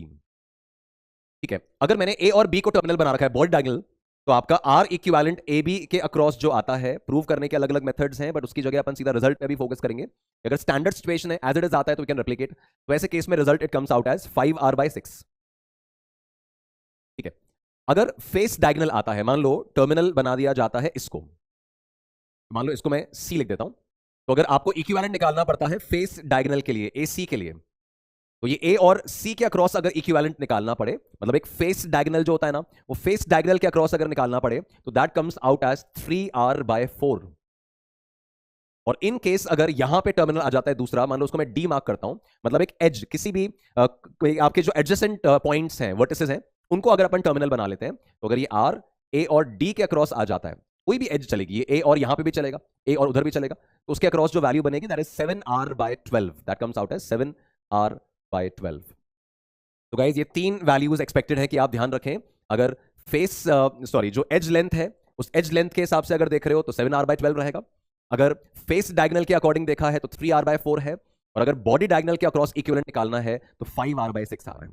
ये 3 स्टैंडर्ड वैल्यूज हैं, इनको याद रख लें, इनको डिराइव अपन नहीं कर रहे, है ना। और बाकी जो क्वेश्चंस हैं गाइज, एक बार पूरा थरली वापस से आप सारे क्वेश्चंस गो थ्रू कर लें, जहां पे भी आपको लगता है कि कुछ की पॉइंट्स थे, कीवर्ड्स थे, उसको अपन रिव्यू करें, थियोरी पूरा मन में बैठा लें, जहां जहां फॉर्मुलाज हैं, जहां मेमोराइज करने के अलावा चॉइस नहीं है, उनको मेमोराइज करें। बट मेक श्योर गाइज इस चैप्टर पे आपका कमांड अच्छा हो, कारण ऑलमोस्ट सर्टन है कि इससे आने वाला क्वेश्चन आप जेईई मेंस में सॉल्व कर पाएंगे। बहुत ज्यादा कॉम्प्लिकेटेड क्वेश्चंस नहीं आते हैं, बहुत ज्यादा उलझे हुए क्वेश्चंस नहीं आते हैं, डेफिनेटली आपको +4 दे सकते हैं। इस लेक्चर का जो पीडीएफ है वो नीचे डाउनलोड लिंक में एज ए डाउनलोड लिंक नीचे अवेलेबल है, तो आप इसका पीडीएफ पूरा डाउनलोड कर सकते हैं। क्वेश्चंस अगर आपको दोबारा रेफर करना है, सोल्यूशंस आपको दोबारा रेफर करना है, शॉर्ट नोट्स आपको देखने हैं, तो उसमें से आप देखें। गाइज जैसा मैंने शुरुआत में भी कहा था, अभी आप करंटली किसी भी स्टेज में हैं अपनी पढ़ाई में, there is always a scope and a hope of improvement. On that note मैं आज का वन शॉट ये एंड करता हूं। करंट इलेक्ट्रिसिटी, आई होप आपने एंजॉय किया, होप आपने कुछ ना कुछ नया सीखा हो, कुछ कुछ चीजें आपकी रिवाइज हुई होंगी, and definitely in the next lecture हम अपने अपने अपकमिंग टॉपिक्स, अपने दूसरे टॉपिक्स के साथ वापस से मिलेंगे। Thank you guys.